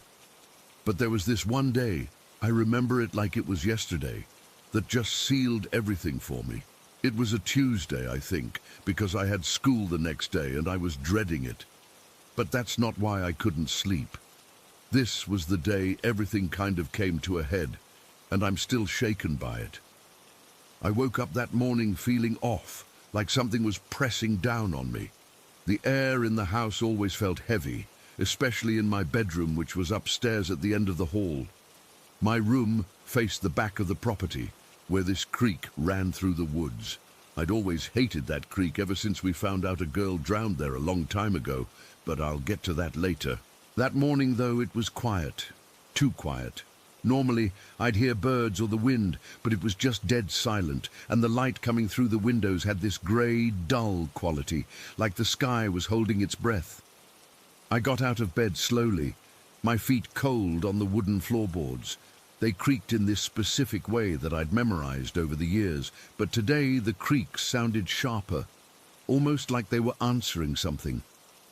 I remember pulling on my jeans and a t-shirt, trying to shake this weird feeling in my stomach. It wasn't nausea, more like a knot of dread that had been building for weeks. See, things had been happening in the house for a while before this day. It started with this recorded phone message we found. We had an old answering machine, and one day there was this staticky recording of a voice saying 5 tall. It was blood-curdling, like someone whispering it right into the receiver, and it gave me nightmares for weeks. I'd wake up sweating, thinking I heard it again in my sleep. But that was just the beginning.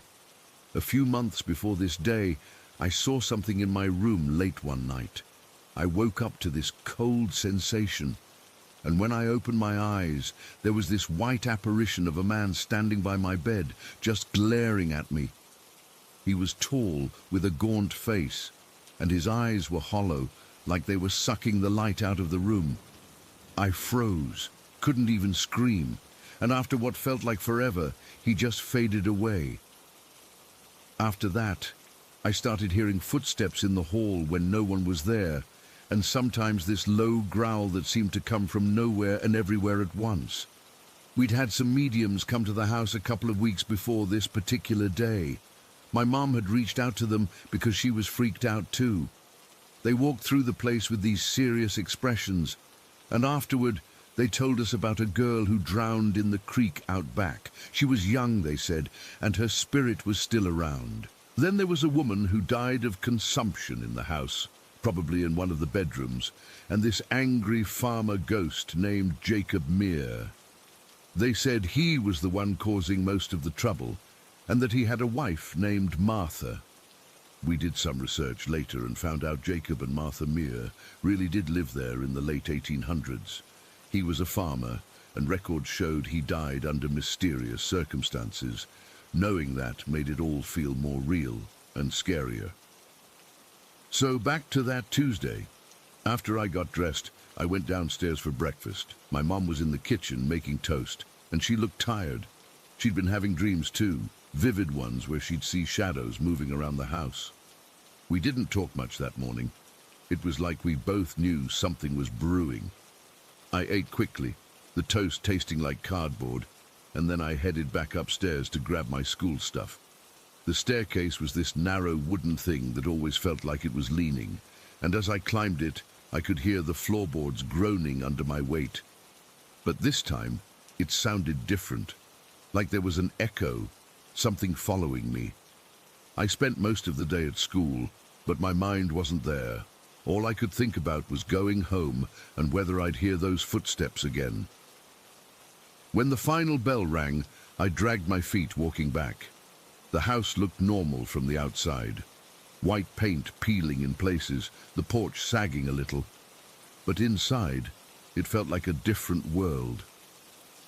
I got home around 3 in the afternoon, and the first thing I noticed was the silence. No TV, no radio, just this thick quiet that made my ears ring. I went up to my room to do homework, but I couldn't focus. The air was cold, even though it was spring and we had the heat on. I remember sitting at my desk, trying to read a history book, but my eyes kept drifting to the hallway. That's when I heard it, the first footstep. It was soft, like someone taking a careful step on the floorboards downstairs.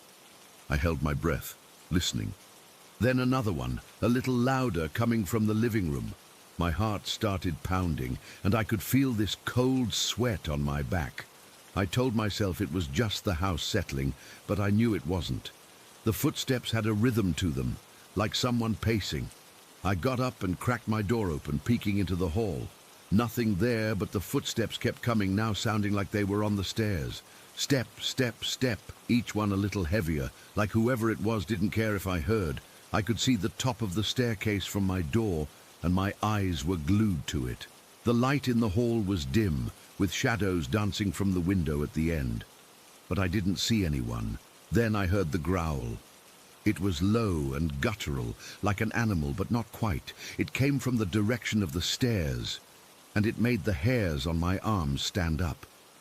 I've heard dogs growl before, but this was deeper, more menacing, like it was filled with hate. I froze, my hand still on the doorknob, and I could feel my legs trembling. The growl lasted for what felt like a minute, just this continuous rumble that seemed to vibrate through the floor. I wanted to run, but I was rooted to the spot, my breath coming in shallow gasps. Then I saw it. At the bottom of the stairs, this white mist started to form. It was faint at first, like fog, but it slowly took shape into the figure of a man, the same one I'd seen by my bed, Jacob Meir.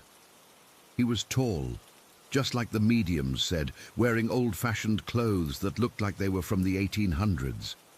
His face was pale and angry, with deep-set eyes that seemed to lock onto me, even from down there.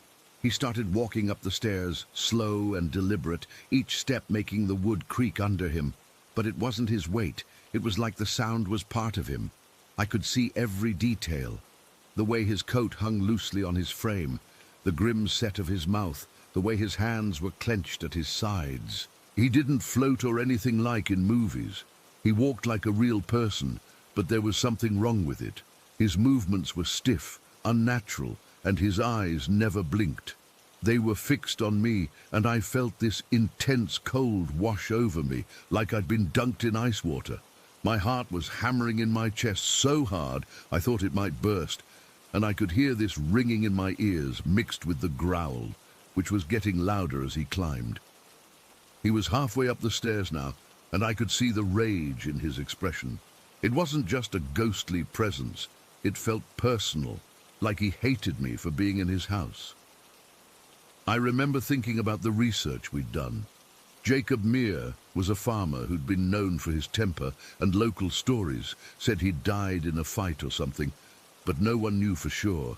Knowing that made it worse, because it wasn't just some random spirit. It was him, and he was coming for me. I finally found the strength to slam my door shut, but I didn't lock it because I was too scared to move away. I backed into the corner of my room, my back against the wall, and I could hear his footsteps right outside now.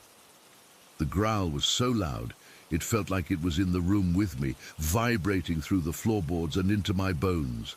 I was shaking uncontrollably, and my throat was so dry I couldn't even whimper. I kept my eyes on the door, expecting it to fly open, but it didn't. Instead, the footsteps stopped right outside, and the growl cut off abruptly. For a second there was silence, the kind that's heavier than any noise. Then I heard a scratching sound on the door, like nails dragging across the wood. It was slow and deliberate, and I could picture him standing there, just on the other side, waiting. I held my breath, my whole body tense, and then I saw the doorknob twist. It turned slowly, creaking, and I knew I was done for. But it didn't open, it just stopped, and the scratching faded away. I stayed in that corner for what felt like hours, but it was probably only minutes. The house went quiet again, but the fear didn't leave me. I could still feel that cold presence lingering in the hall. When I finally worked up the courage to peek out, there was nothing there. No one on the stairs, no mist, just the empty hallway with the same dim light. But the air was still cold, and I could smell this faint odor like damp earth and something rotten, which I later realized might have been from the creek or something tied to Jacob. I didn't sleep at all that night. I just sat on my bed, staring at the door, jumping at every little sound. The next morning, I told my mom everything, and she looked as scared as I felt. We'd been talking about moving for a while, but after that day it became urgent. We started packing within the week, and we were out of there by the end of the month. We never went back, not even to get the last of our things. My dad had to do it alone. To this day, I can't explain what happened. Was it really Jacob Mears' ghost, or something else? I don't know. But that growl and the way he looked at me, it's burned into my memory. Sometimes I still wake up in a cold sweat, thinking I hear those footsteps on the stairs, and I have to remind myself that we're gone from that house. But part of me feels like it never really left me behind. Story 18. I've never been great at talking about this stuff. It feels silly even typing it out, but it's been stuck in my head for so long, and I guess if I don't put it somewhere, it'll just keep rattling around in there. This happened when I was a kid, back in our old house in England. It was one of those semi-detached places with wallpaper that had a faint floral pattern you could only really see in the afternoon sun. My room was at the end of the hallway on the second floor. I hated that room from the moment we moved in. It wasn't the room itself, really. It was a decent size for a kid, with a big window that looked out over the back garden. The problem was the darkness. Not just normal nighttime dark, but something else inside of it. I'd lie in bed after my parents turned the light off, and the dark would feel thick, like it had weight to it. I started noticing things moving in it. Not like a person walking, but like patches of the dark would just swirl. It's hard to describe. You know how when you stare at something in the dark for too long, your eyes play tricks on you? This wasn't that. This was different.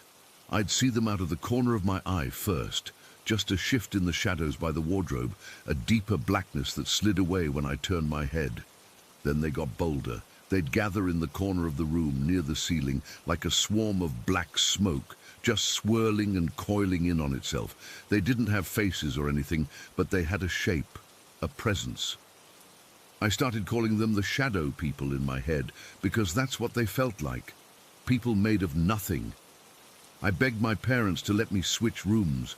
My brother's old room was across the hall, smaller, but it got the morning sun and it just felt lighter. I didn't tell them about the shadows. I was maybe 9 or 10, and I knew it sounded crazy. I just said I didn't like my room, that it felt creepy. They said no, of course. My brother's room was being used for storage, and it was too much hassle to move everything. I was stuck. So I tried to cope. I'd sleep with the hall light on and my door cracked open, which cast a long, thin bar of yellow light across my floor. For a while that helped. The shadows stayed in the far corner, away from the light. But then, one night, the hall bulb blew. My dad said he'd replace it the next day. That night was the worst one up to that point. Without that sliver of light, the darkness in my room felt complete, absolute. I pulled the covers over my head, but I could still feel it, a cold pressure in the room. I could hear my own heart beating in my ears.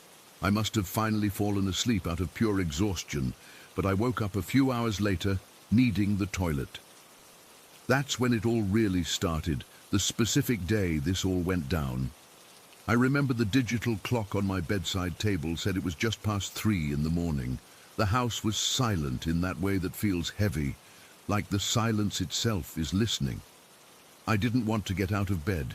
The space between my bed and the door felt like a mile of pure black ocean, but I really had to go. I swung my legs out of bed, my feet hitting the cold wooden floor. My pajamas were thin, and I remember the chill immediately seeping through the cotton. I took a deep breath and started walking, my arms stretched out in front of me like a zombie, feeling for the door handle. Every step felt too loud. The floorboards creaked in that specific, familiar spot, and I flinched. My eyes were starting to adjust, and the room was just various shades of deep grey and black, the shape of my desk, the lump of my school bag on the chair, the long mirror on the wall that was just a darker rectangle. I made it to the door, my fingers closing around the cold metal of the handle. I was just about to turn it when I saw something move in the mirror. I froze. I didn't want to look, but I couldn't help it. I slowly turned my head. The corner of the room, the one where the shadows always gathered, was different. It wasn't just a swirling mass anymore. The darkness there was coalescing, pulling itself together. It was like watching ink drip upwards, defying gravity, forming into a shape, a tall, thin shape. My breath hitched in my throat. It was just standing there, a man-shaped patch of absolute black, darker than anything else in the room. It had no features, no eyes, no mouth, but I knew it was looking at me. I felt it. A wave of pure, cold dread washed over me, so intense it made my legs feel weak. I couldn't move. I was just stuck there, my hand on the doorknob, staring at this thing in the mirror. It didn't move either. It just stood, a human-shaped void, and the feeling of being watched was so overpowering. It was like a physical weight on my skin. My heart was hammering against my ribs, a frantic, panicked rhythm. I thought I was going to be sick. Then, from the other corner of the room, near the window, another patch of darkness began to shift. It was slower this time, more deliberate. It drew itself up from the floor, like a pillar of smoke solidifying. Another one. This one was shorter, stockier. It just stood there facing me, or at least the front of it was pointed in my direction. The panic finally broke through my paralysis. I wrenched the door open, the sound obscenely loud in the silence, and I ran. I didn't look back. I flew across the hall, not even bothering with the toilet, and scrambled into my parents' room. I didn't say anything. I just launched myself into the space between them in their bed, shaking so hard my teeth were chattering. My mum woke up, groggy, asking what was wrong. I couldn't form the words. I just buried my face in the pillow and cried, trembling uncontrollably. I remember the smell of their laundry detergent and the warmth of the bed, a stark contrast to the icy fear that had gripped me in my room. They thought I'd had a nightmare. I let them think that. What else could I say? The next day, my dad fixed the hall light, but it didn't matter. The damage was done. That night and every night after, I refused to sleep in my room with the door closed or the lights off. I started using a small plug-in nightlight my mum got me, one that cast a weak orange glow in a small circle on the wall. It was pathetic, but it was something. The shadows didn't go away, though. They were just waiting. I could feel them in the corners, the darker patches of darkness that I knew were them, holding their shape, watching me from the edges of the little orange glow. I started avoiding my room during the day, too. I'd do my homework at the kitchen table or in the living room. Going in there to get changed felt like a mission. I'd open the door, stand in the hallway for a second to let the light flood in, then rush in, grab what I needed, and rush out, my skin crawling the whole time. The air in that room always felt colder than the rest of the house, even in the summer. The worst part was the sensation. It's hard to explain, but it was a physical feeling, a sort of staticky, cold pressure on my skin whenever I was in there, like I was standing too close to a TV screen that was turned off. It made the fine hairs on my arms stand up. And the dread. It wasn't just being scared. It was a deep, sinking feeling in my gut, a primal certainty that something was very, very wrong in that space. I developed this habit of scanning the room before I entered.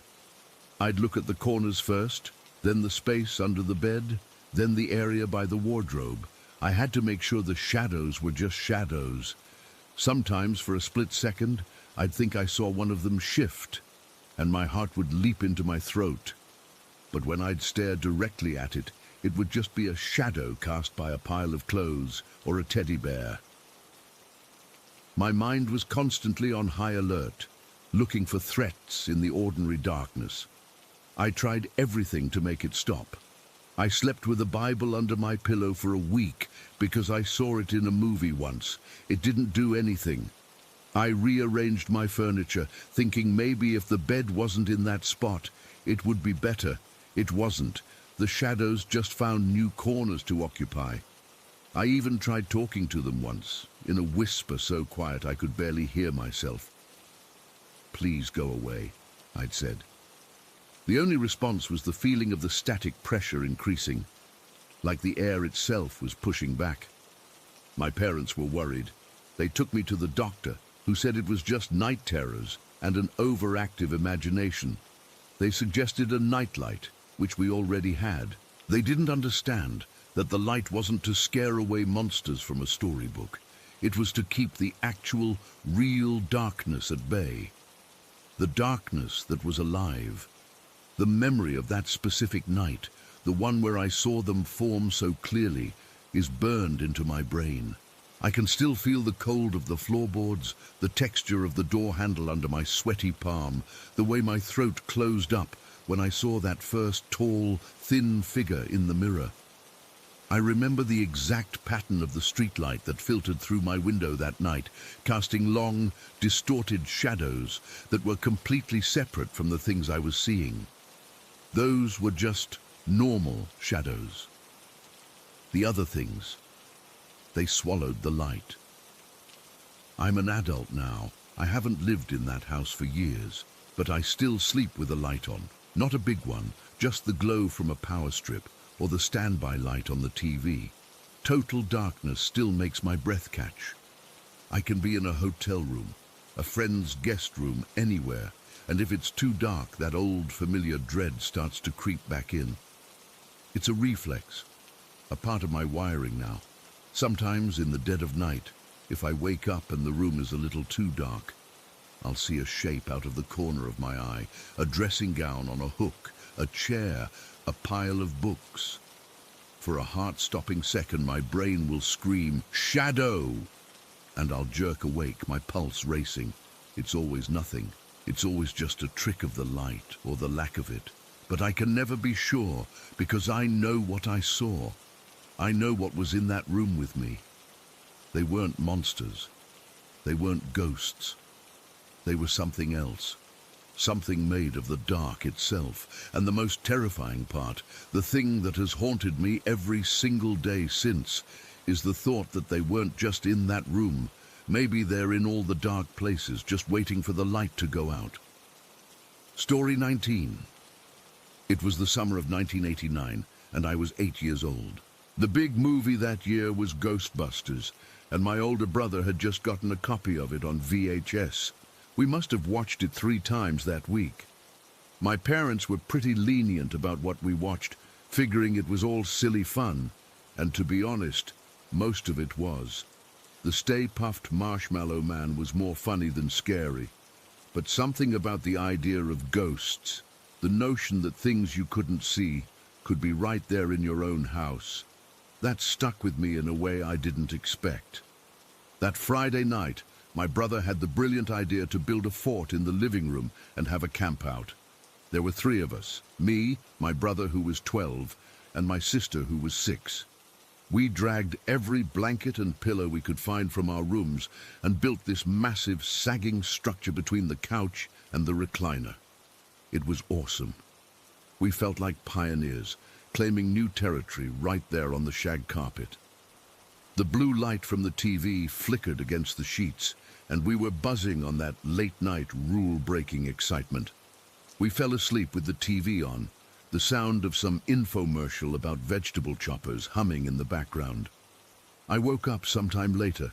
The room was dark, the TV had clicked off, and the only light was a dull orange glow from the street lamp outside, seeping through the gaps in the blinds. I had to pee. Badly. That urgent, middle-of-the-night kind of need that makes your bladder feel like an overfilled water balloon. I remember the feeling of dread that immediately washed over me. The bathroom was upstairs. To get there, I'd have to leave the safety of the fort, cross the dark living room, go up the creaky staircase and walk down the hallway past my parents' closed door. I lay there for what felt like forever, trying to ignore it, trying to will the feeling away. I could hear my brother snoring softly and my sister's quiet breathing. They were safe in the cocoon of sleep. But the pressure just got worse. I knew I had to go. I untangled myself from my sleeping bag, the nylon rustling loudly in the silence. I crawled out from under the blanket roof on my hands and knees, the carpet rough against my palms.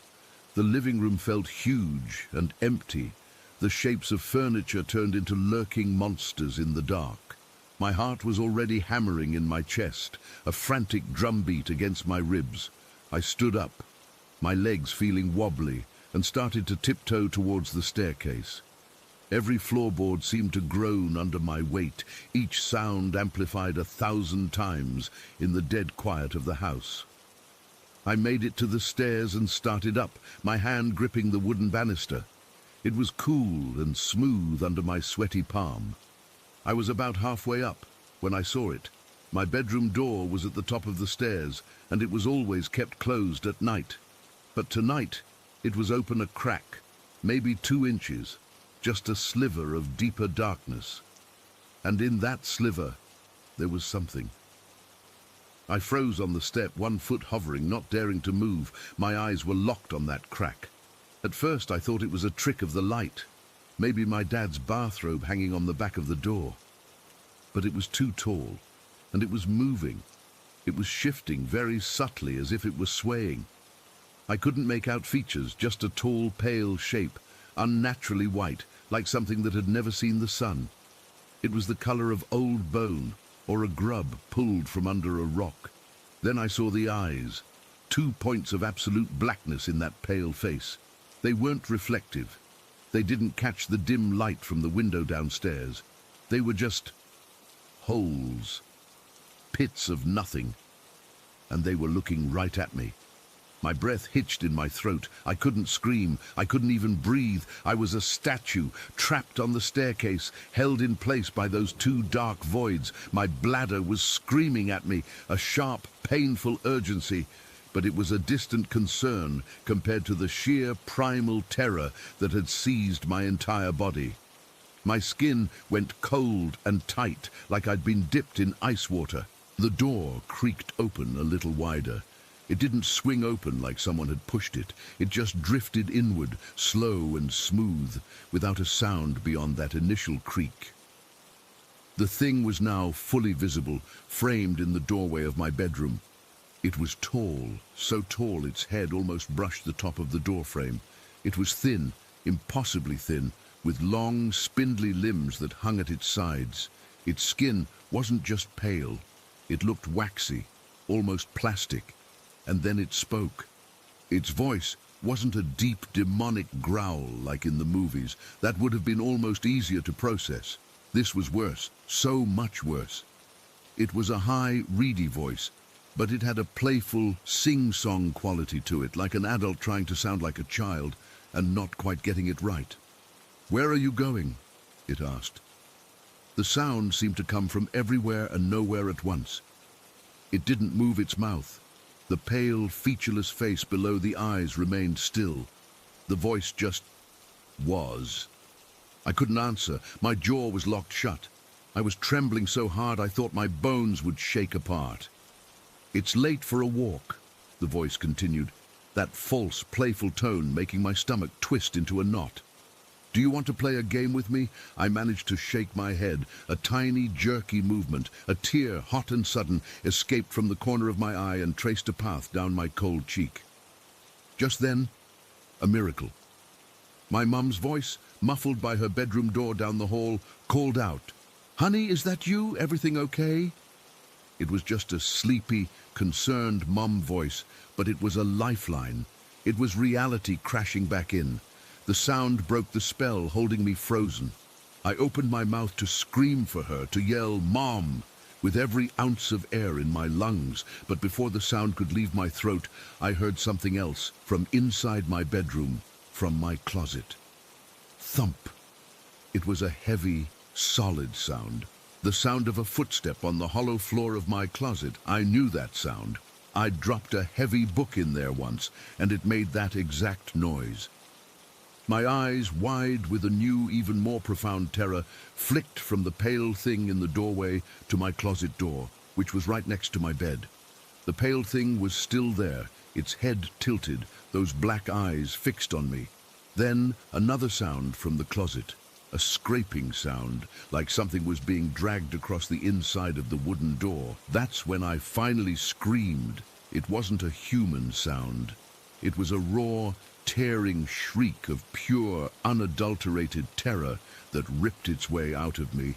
It was the kind of scream that doesn't come from your lungs, but from the very core of your soul. The sound had barely left my mouth when the world exploded into motion. The pale thing in the doorway didn't move.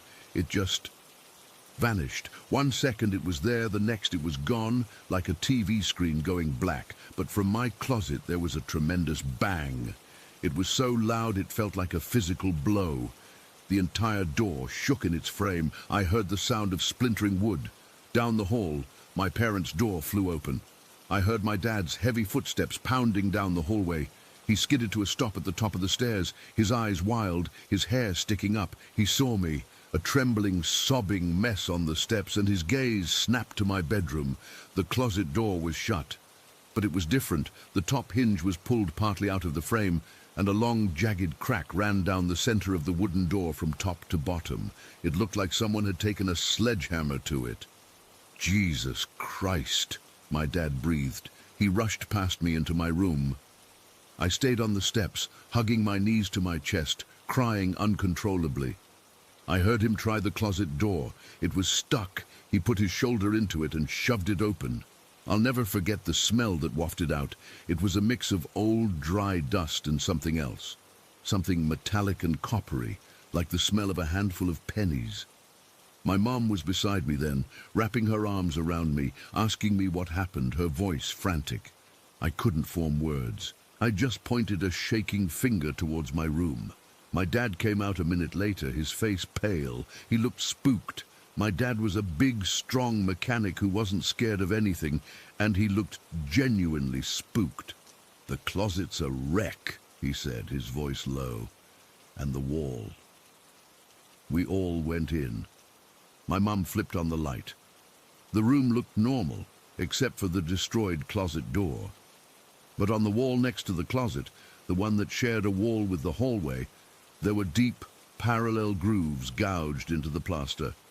4 of them, long and ragged, like something with massive claws, had scraped them down the wall from about my eye level all the way to the baseboard. Little curls of white plaster and beige paint littered the floor beneath them. My dad called the police.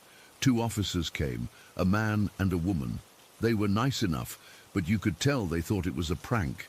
They took a statement, shined their flashlights around my room and the closet. They asked my brother if he had done it, if we were playing a game that got out of hand. My brother, to his credit, looked just as terrified as I was. The female officer knelt down in front of me. "Sometimes," she said gently, "our minds can play tricks on us in the dark, especially after a scary movie.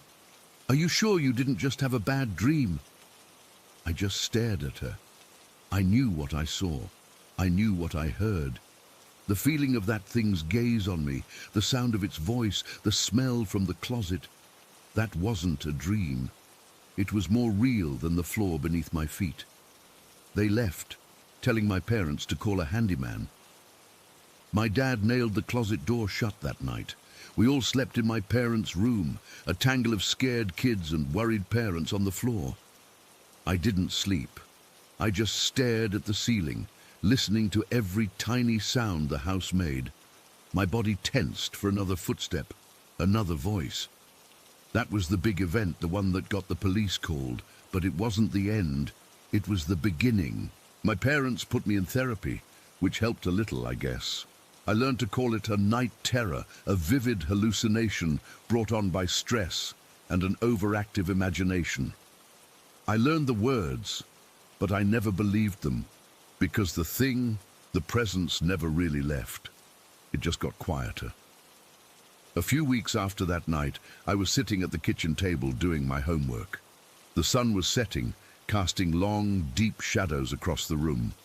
Out of the corner of my eye, in the space where the wall met the ceiling in the far corner, I saw a shadow that was too dark. It was a patch of blackness that didn't move with the shifting light, and for a second, I thought I saw a shape in it, a hunched, small form, with the same kind of absolute black for eyes that the tall thing had. It was just sitting there, watching me. I snapped my head to look at it directly, and it was gone, just a normal shadow. But I started seeing them more often. Not the tall, pale one, never that one again. These were smaller, darker, shadow people, I guess you'd call them. They'd be in the corner of my eye, always in peripheral vision, in the deep shadow under my desk, in the dark space behind the shower curtain. They never moved, they never made a sound, they just watched. I'd feel a prickle on the back of my neck, turn my head just a little, and there one would be. A silhouette of concentrated darkness, its head tilted, those familiar pits for eyes fixed on me, and then, when I turned to face it head-on, it would vanish. It became a part of my life, a background hum of dread. I learned not to look directly at corners. I learned to keep all the closet doors in the house shut tight. I developed a habit of turning on every light in a room before I entered it.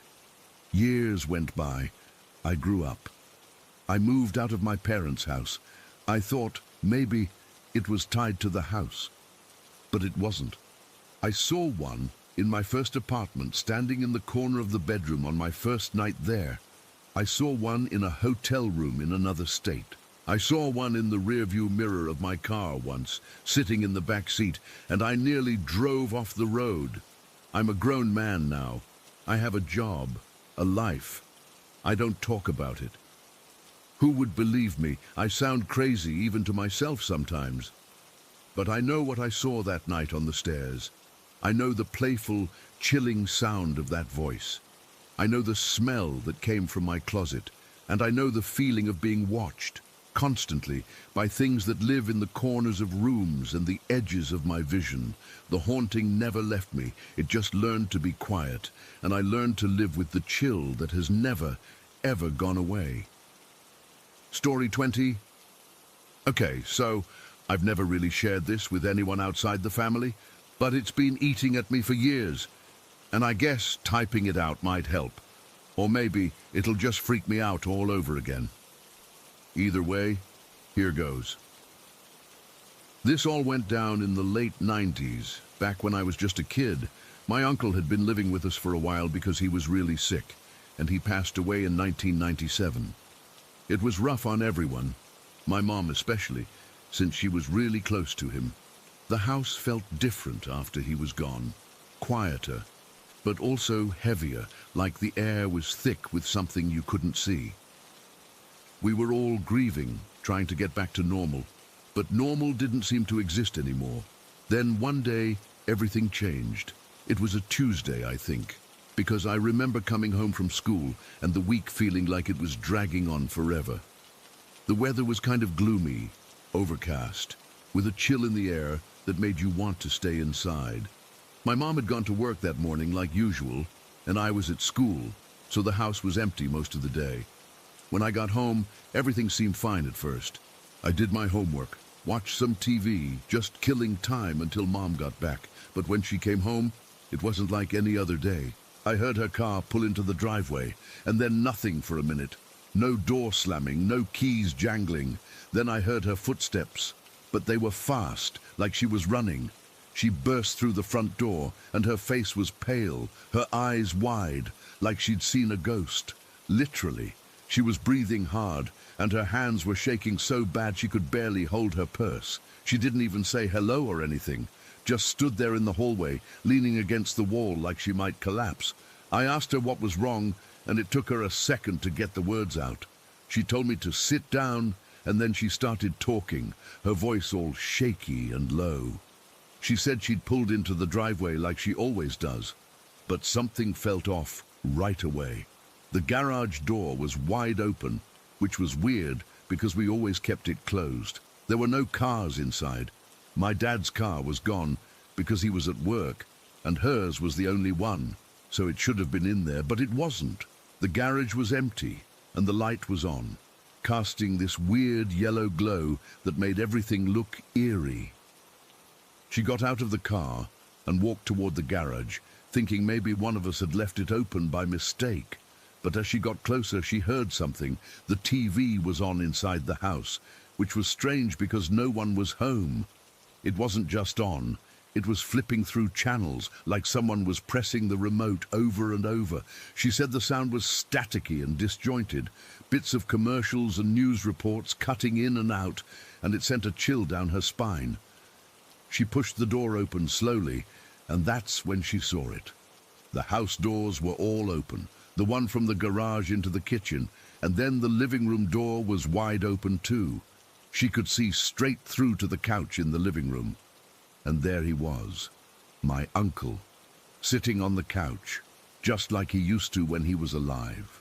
She said he looked solid at first, like a real person, but then she realized he was kind of see-through, like a faint image overlaying the room. He was turned away from her, facing the TV, but then he slowly turned his head, and his expression, she said it was shocked, like he was surprised to see her too. His eyes were wide, and his mouth was slightly open, like he was about to say something. Then, in an instant, he just vanished. Poof! Gone. Like he was never there. She didn't stick around to see more. She turned and ran back to the car, fumbled with her keys, and drove off without even closing the garage door. She called my dad from her cell phone, back when those were big clunky things, and she was crying so hard he could barely understand her. He told her to meet him at a diner nearby, and she did. When I heard all this later, I felt cold all over, like someone had dumped ice water down my back. My dad came home early, and they both arrived together. By then, I was freaked out too, just from seeing my mom like that. We all went back to the house, and my dad checked everything. The garage was still open. The TV was still flipping channels. He had to unplug it to make it stop.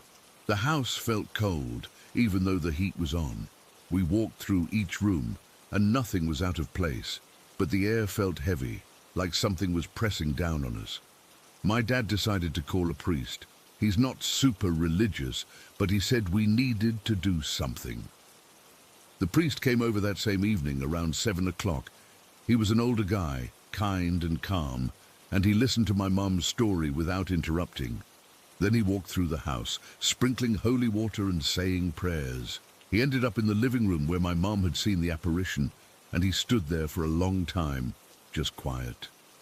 Afterward, he told us that he didn't feel any malevolent energy. Whatever was there wasn't trying to hurt us. He said it might just be my uncle's spirit, lingering because he wasn't ready to move on, or because he had unfinished business, but he assured us that it wasn't dangerous. He did a small blessing, and we all felt a little better, but the fear was still there, like a low hum in the background. That night I couldn't sleep. Every noise made me jump. The house creaking, the wind outside, anything. I lay in bed for hours, staring at the ceiling, thinking about my uncle. I missed him so much. But this was different. It wasn't just grief. It was this eerie feeling that he was still around, watching us. Eventually I must have fallen asleep, because I had a dream. In the dream, I was in the living room. And my uncle was there on the couch again, but this time he looked peaceful, not shocked. He smiled at me, and it felt warm, like he was saying goodbye. I woke up with a start, my heart pounding. But the room was quiet. The dream felt so real, like I'd actually been there with him. The next morning I told my mum about the dream, and she started crying again.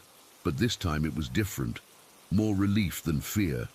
We talked about it over breakfast, and we both felt this mix of loss and something else, like his presence was still with us in a way that wasn't scary anymore. But that day, the day it all happened, stuck with me. The image of my mom's terrified face, the coldness in the house, the way everything felt off, it's burned into my memory. Even now, years later, I can't explain it. Was it really his ghost? Was it just our minds playing tricks on us? I don't know. But that Tuesday in 1997, something happened that changed how I see the world, and I'll never forget it. Story 21. It started small, so small I thought I was just losing my mind. You know how it is when you live alone. You put your keys down, you turn around and they're not there. You blame your own forgetfulness. You laugh it off. But this was different. This wasn't forgetfulness, this was something else. It was a Tuesday, I remember, because I had my weekly grocery delivery coming in the afternoon. I was getting ready to head out for a quick coffee before work, just my normal routine. My wallet was always on the little wooden tray by the front door right next to my keys, always. I have this thing about routine, about order. It makes me feel like I have some control over things. That morning, the wallet wasn't there. No big deal, right? I figured I'd left it in my jeans from the day before. I checked the bedroom, the living room, the bathroom, nothing.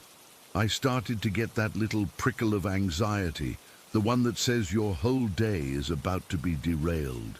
I was running late. I tore the apartment apart. I looked under the couch cushions, in the kitchen drawers, even in the fridge, because why not? I was getting desperate. And then I saw it. I was standing in the doorway of my bathroom, about to give up and just use my phone to pay for everything, when I glanced into the bathtub. And there it was, my brown leather wallet, sitting right in the middle of the dry white tub. Just sitting there, not thrown, not dropped, placed. My blood went cold, not the kind of cold you get from a scare, but a deep, heavy cold that sinks into your bones. It made no sense. Zero. I hadn't taken a shower that morning. I hadn't even been in the bathroom since I brushed my teeth. I stood there for a full minute, just staring at it. My brain was throwing up every logical excuse it could muster. Sleepwalking. I must have been sleepwalking. That had to be it. I grabbed the wallet, my hands feeling clumsy and foreign, and shoved it in my back pocket. I tried to put it out of my mind. I went and got my coffee, but I couldn't taste it. All I could think about was the bathtub. That was the beginning. After that, it was like a switch had been flipped. My phone went next. I was on the couch, scrolling through stuff, and I got up to make some food. I left the phone on the cushion. I came back 5 minutes later, and it was gone. This time, the panic was immediate, a sharp, metallic taste in my mouth. I couldn't afford to lose my phone. I started searching, my heart hammering against my ribs. I checked the couch again, the floor, the kitchen counter, nothing. Then I had a thought, a stupid, impossible thought. I walked over to the oven. I opened it, and there it was, my phone, sitting on the cold, clean oven rack. Just sitting there. I actually stumbled back a step. I remember the feel of the cold linoleum kitchen floor under my bare feet. I remember the smell of the oven, that faint, metallic, clean smell. I reached in and picked it up. It was warm, but only from being in my hand before, not oven warm. The screen was dark. I pressed the power button, and it lit up like nothing was wrong. That's when the real fear started to set in. This wasn't forgetfulness. This wasn't sleepwalking. Someone or something was in my apartment with me. They were moving my things. They were playing with me. I decided I needed proof. I was losing my grip on reality, and I needed to see if I was actually doing this myself. I set up my old laptop on the bookshelf in the living room, angled to see most of the main room and the front door. I used a motion-activated recording program. I felt a little silly, a little paranoid, but also a grim sense of determination. I was going to catch myself being an idiot, or I was going to catch something else. The next day, I checked the footage from the night before. My heart was in my throat as I clicked play. The timestamp showed the whole night, from 11 at night until 7 in the morning. The living room was dark, lit only by the faint glow of the streetlights outside. I fast-forwarded. Nothing, just the empty room. The clock on the video ticked over to 3:17 in the morning. The screen went black, not like the power went out, but like someone had put a lens cap on the camera. It was just pure, solid black for about 3 seconds. Then the video came back. The room was exactly the same, nothing out of place, but something was wrong. I felt it before I saw it. I rewound, played it again. The blackout. And then I saw it, on the coffee table, right in the center of the frame. My TV remote was now there. I was sure it had been on the side table next to the couch when I went to bed. I was sure of it. I felt a cold sweat break out all over my body. The footage had been tampered with, erased or covered for those few seconds, just long enough for someone to walk into the frame and move one small, insignificant thing, a message. They knew I was watching, and they didn't care. The isolation of my apartment, which I'd always loved, suddenly felt like a prison. The walls felt thin. The silence wasn't peaceful anymore. It was heavy, expectant. I started hearing things, not loud things, small things. The creak of a floorboard in the hall when I knew I was sitting perfectly still, a faint rustle, like someone shifting their weight from the bedroom. I'd freeze, my whole body tensed, listening so hard my ears would ring. But there was never anything there, just the empty, watching silence. I stopped having people over. How could I explain it? Hey, sorry about the mess. And also, I think my apartment is haunted by a ghost that likes to hide my wallet. They'd think I was insane. I was starting to think I was insane. My work started to suffer.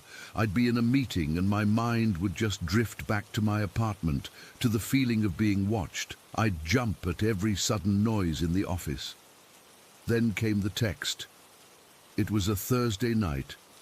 I was trying to distract myself with some mindless TV, but I was just sitting there on the couch, staring at the screen without really seeing it.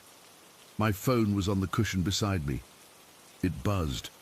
A text message from a number I didn't recognize. No area code, just a string of digits that didn't look right. I opened it. It said, "Did you miss me?"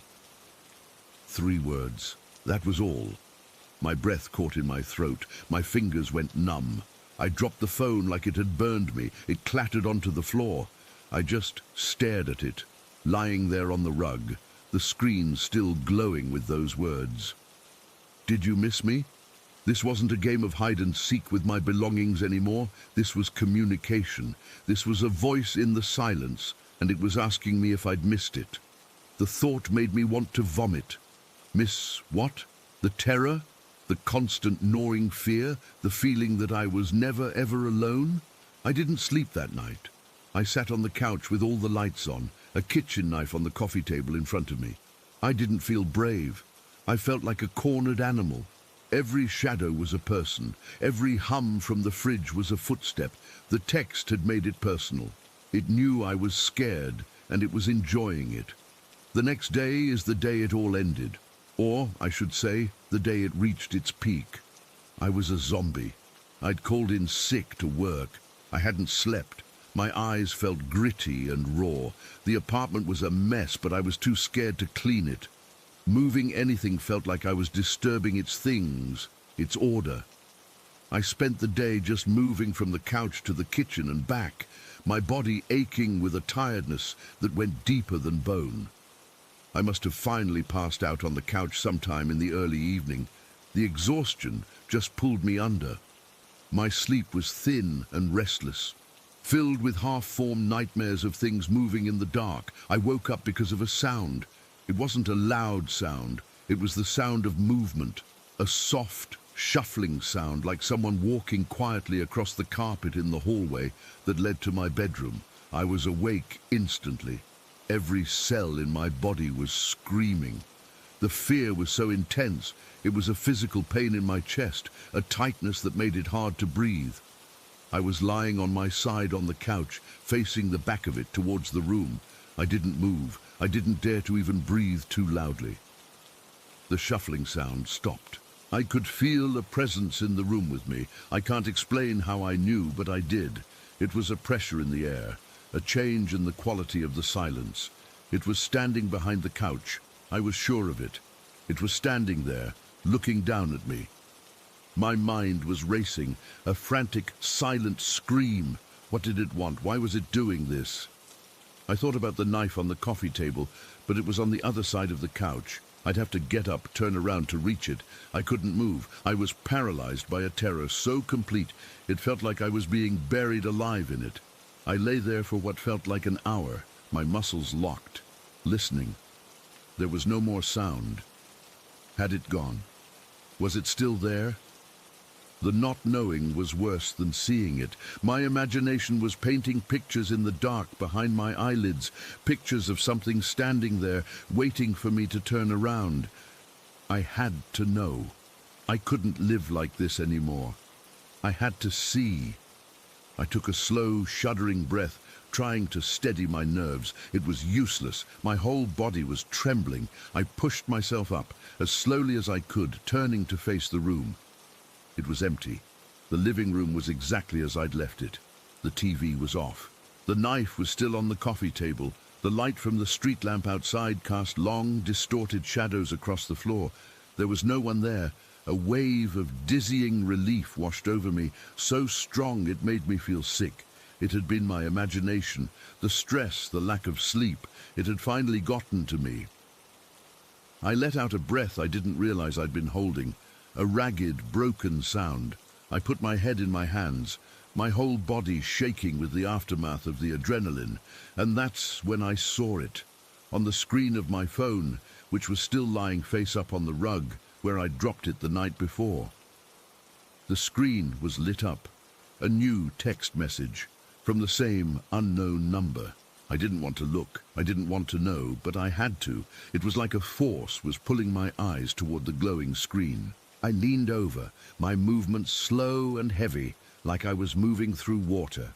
I picked up the phone. My hand was shaking so badly I could barely hold it. The message was there. Just 2 words this time. 2 words that drained all the warmth from my body, that stole the air from my lungs, that made the world shrink down to the tiny glowing screen in my hand. The message said, "I'm here."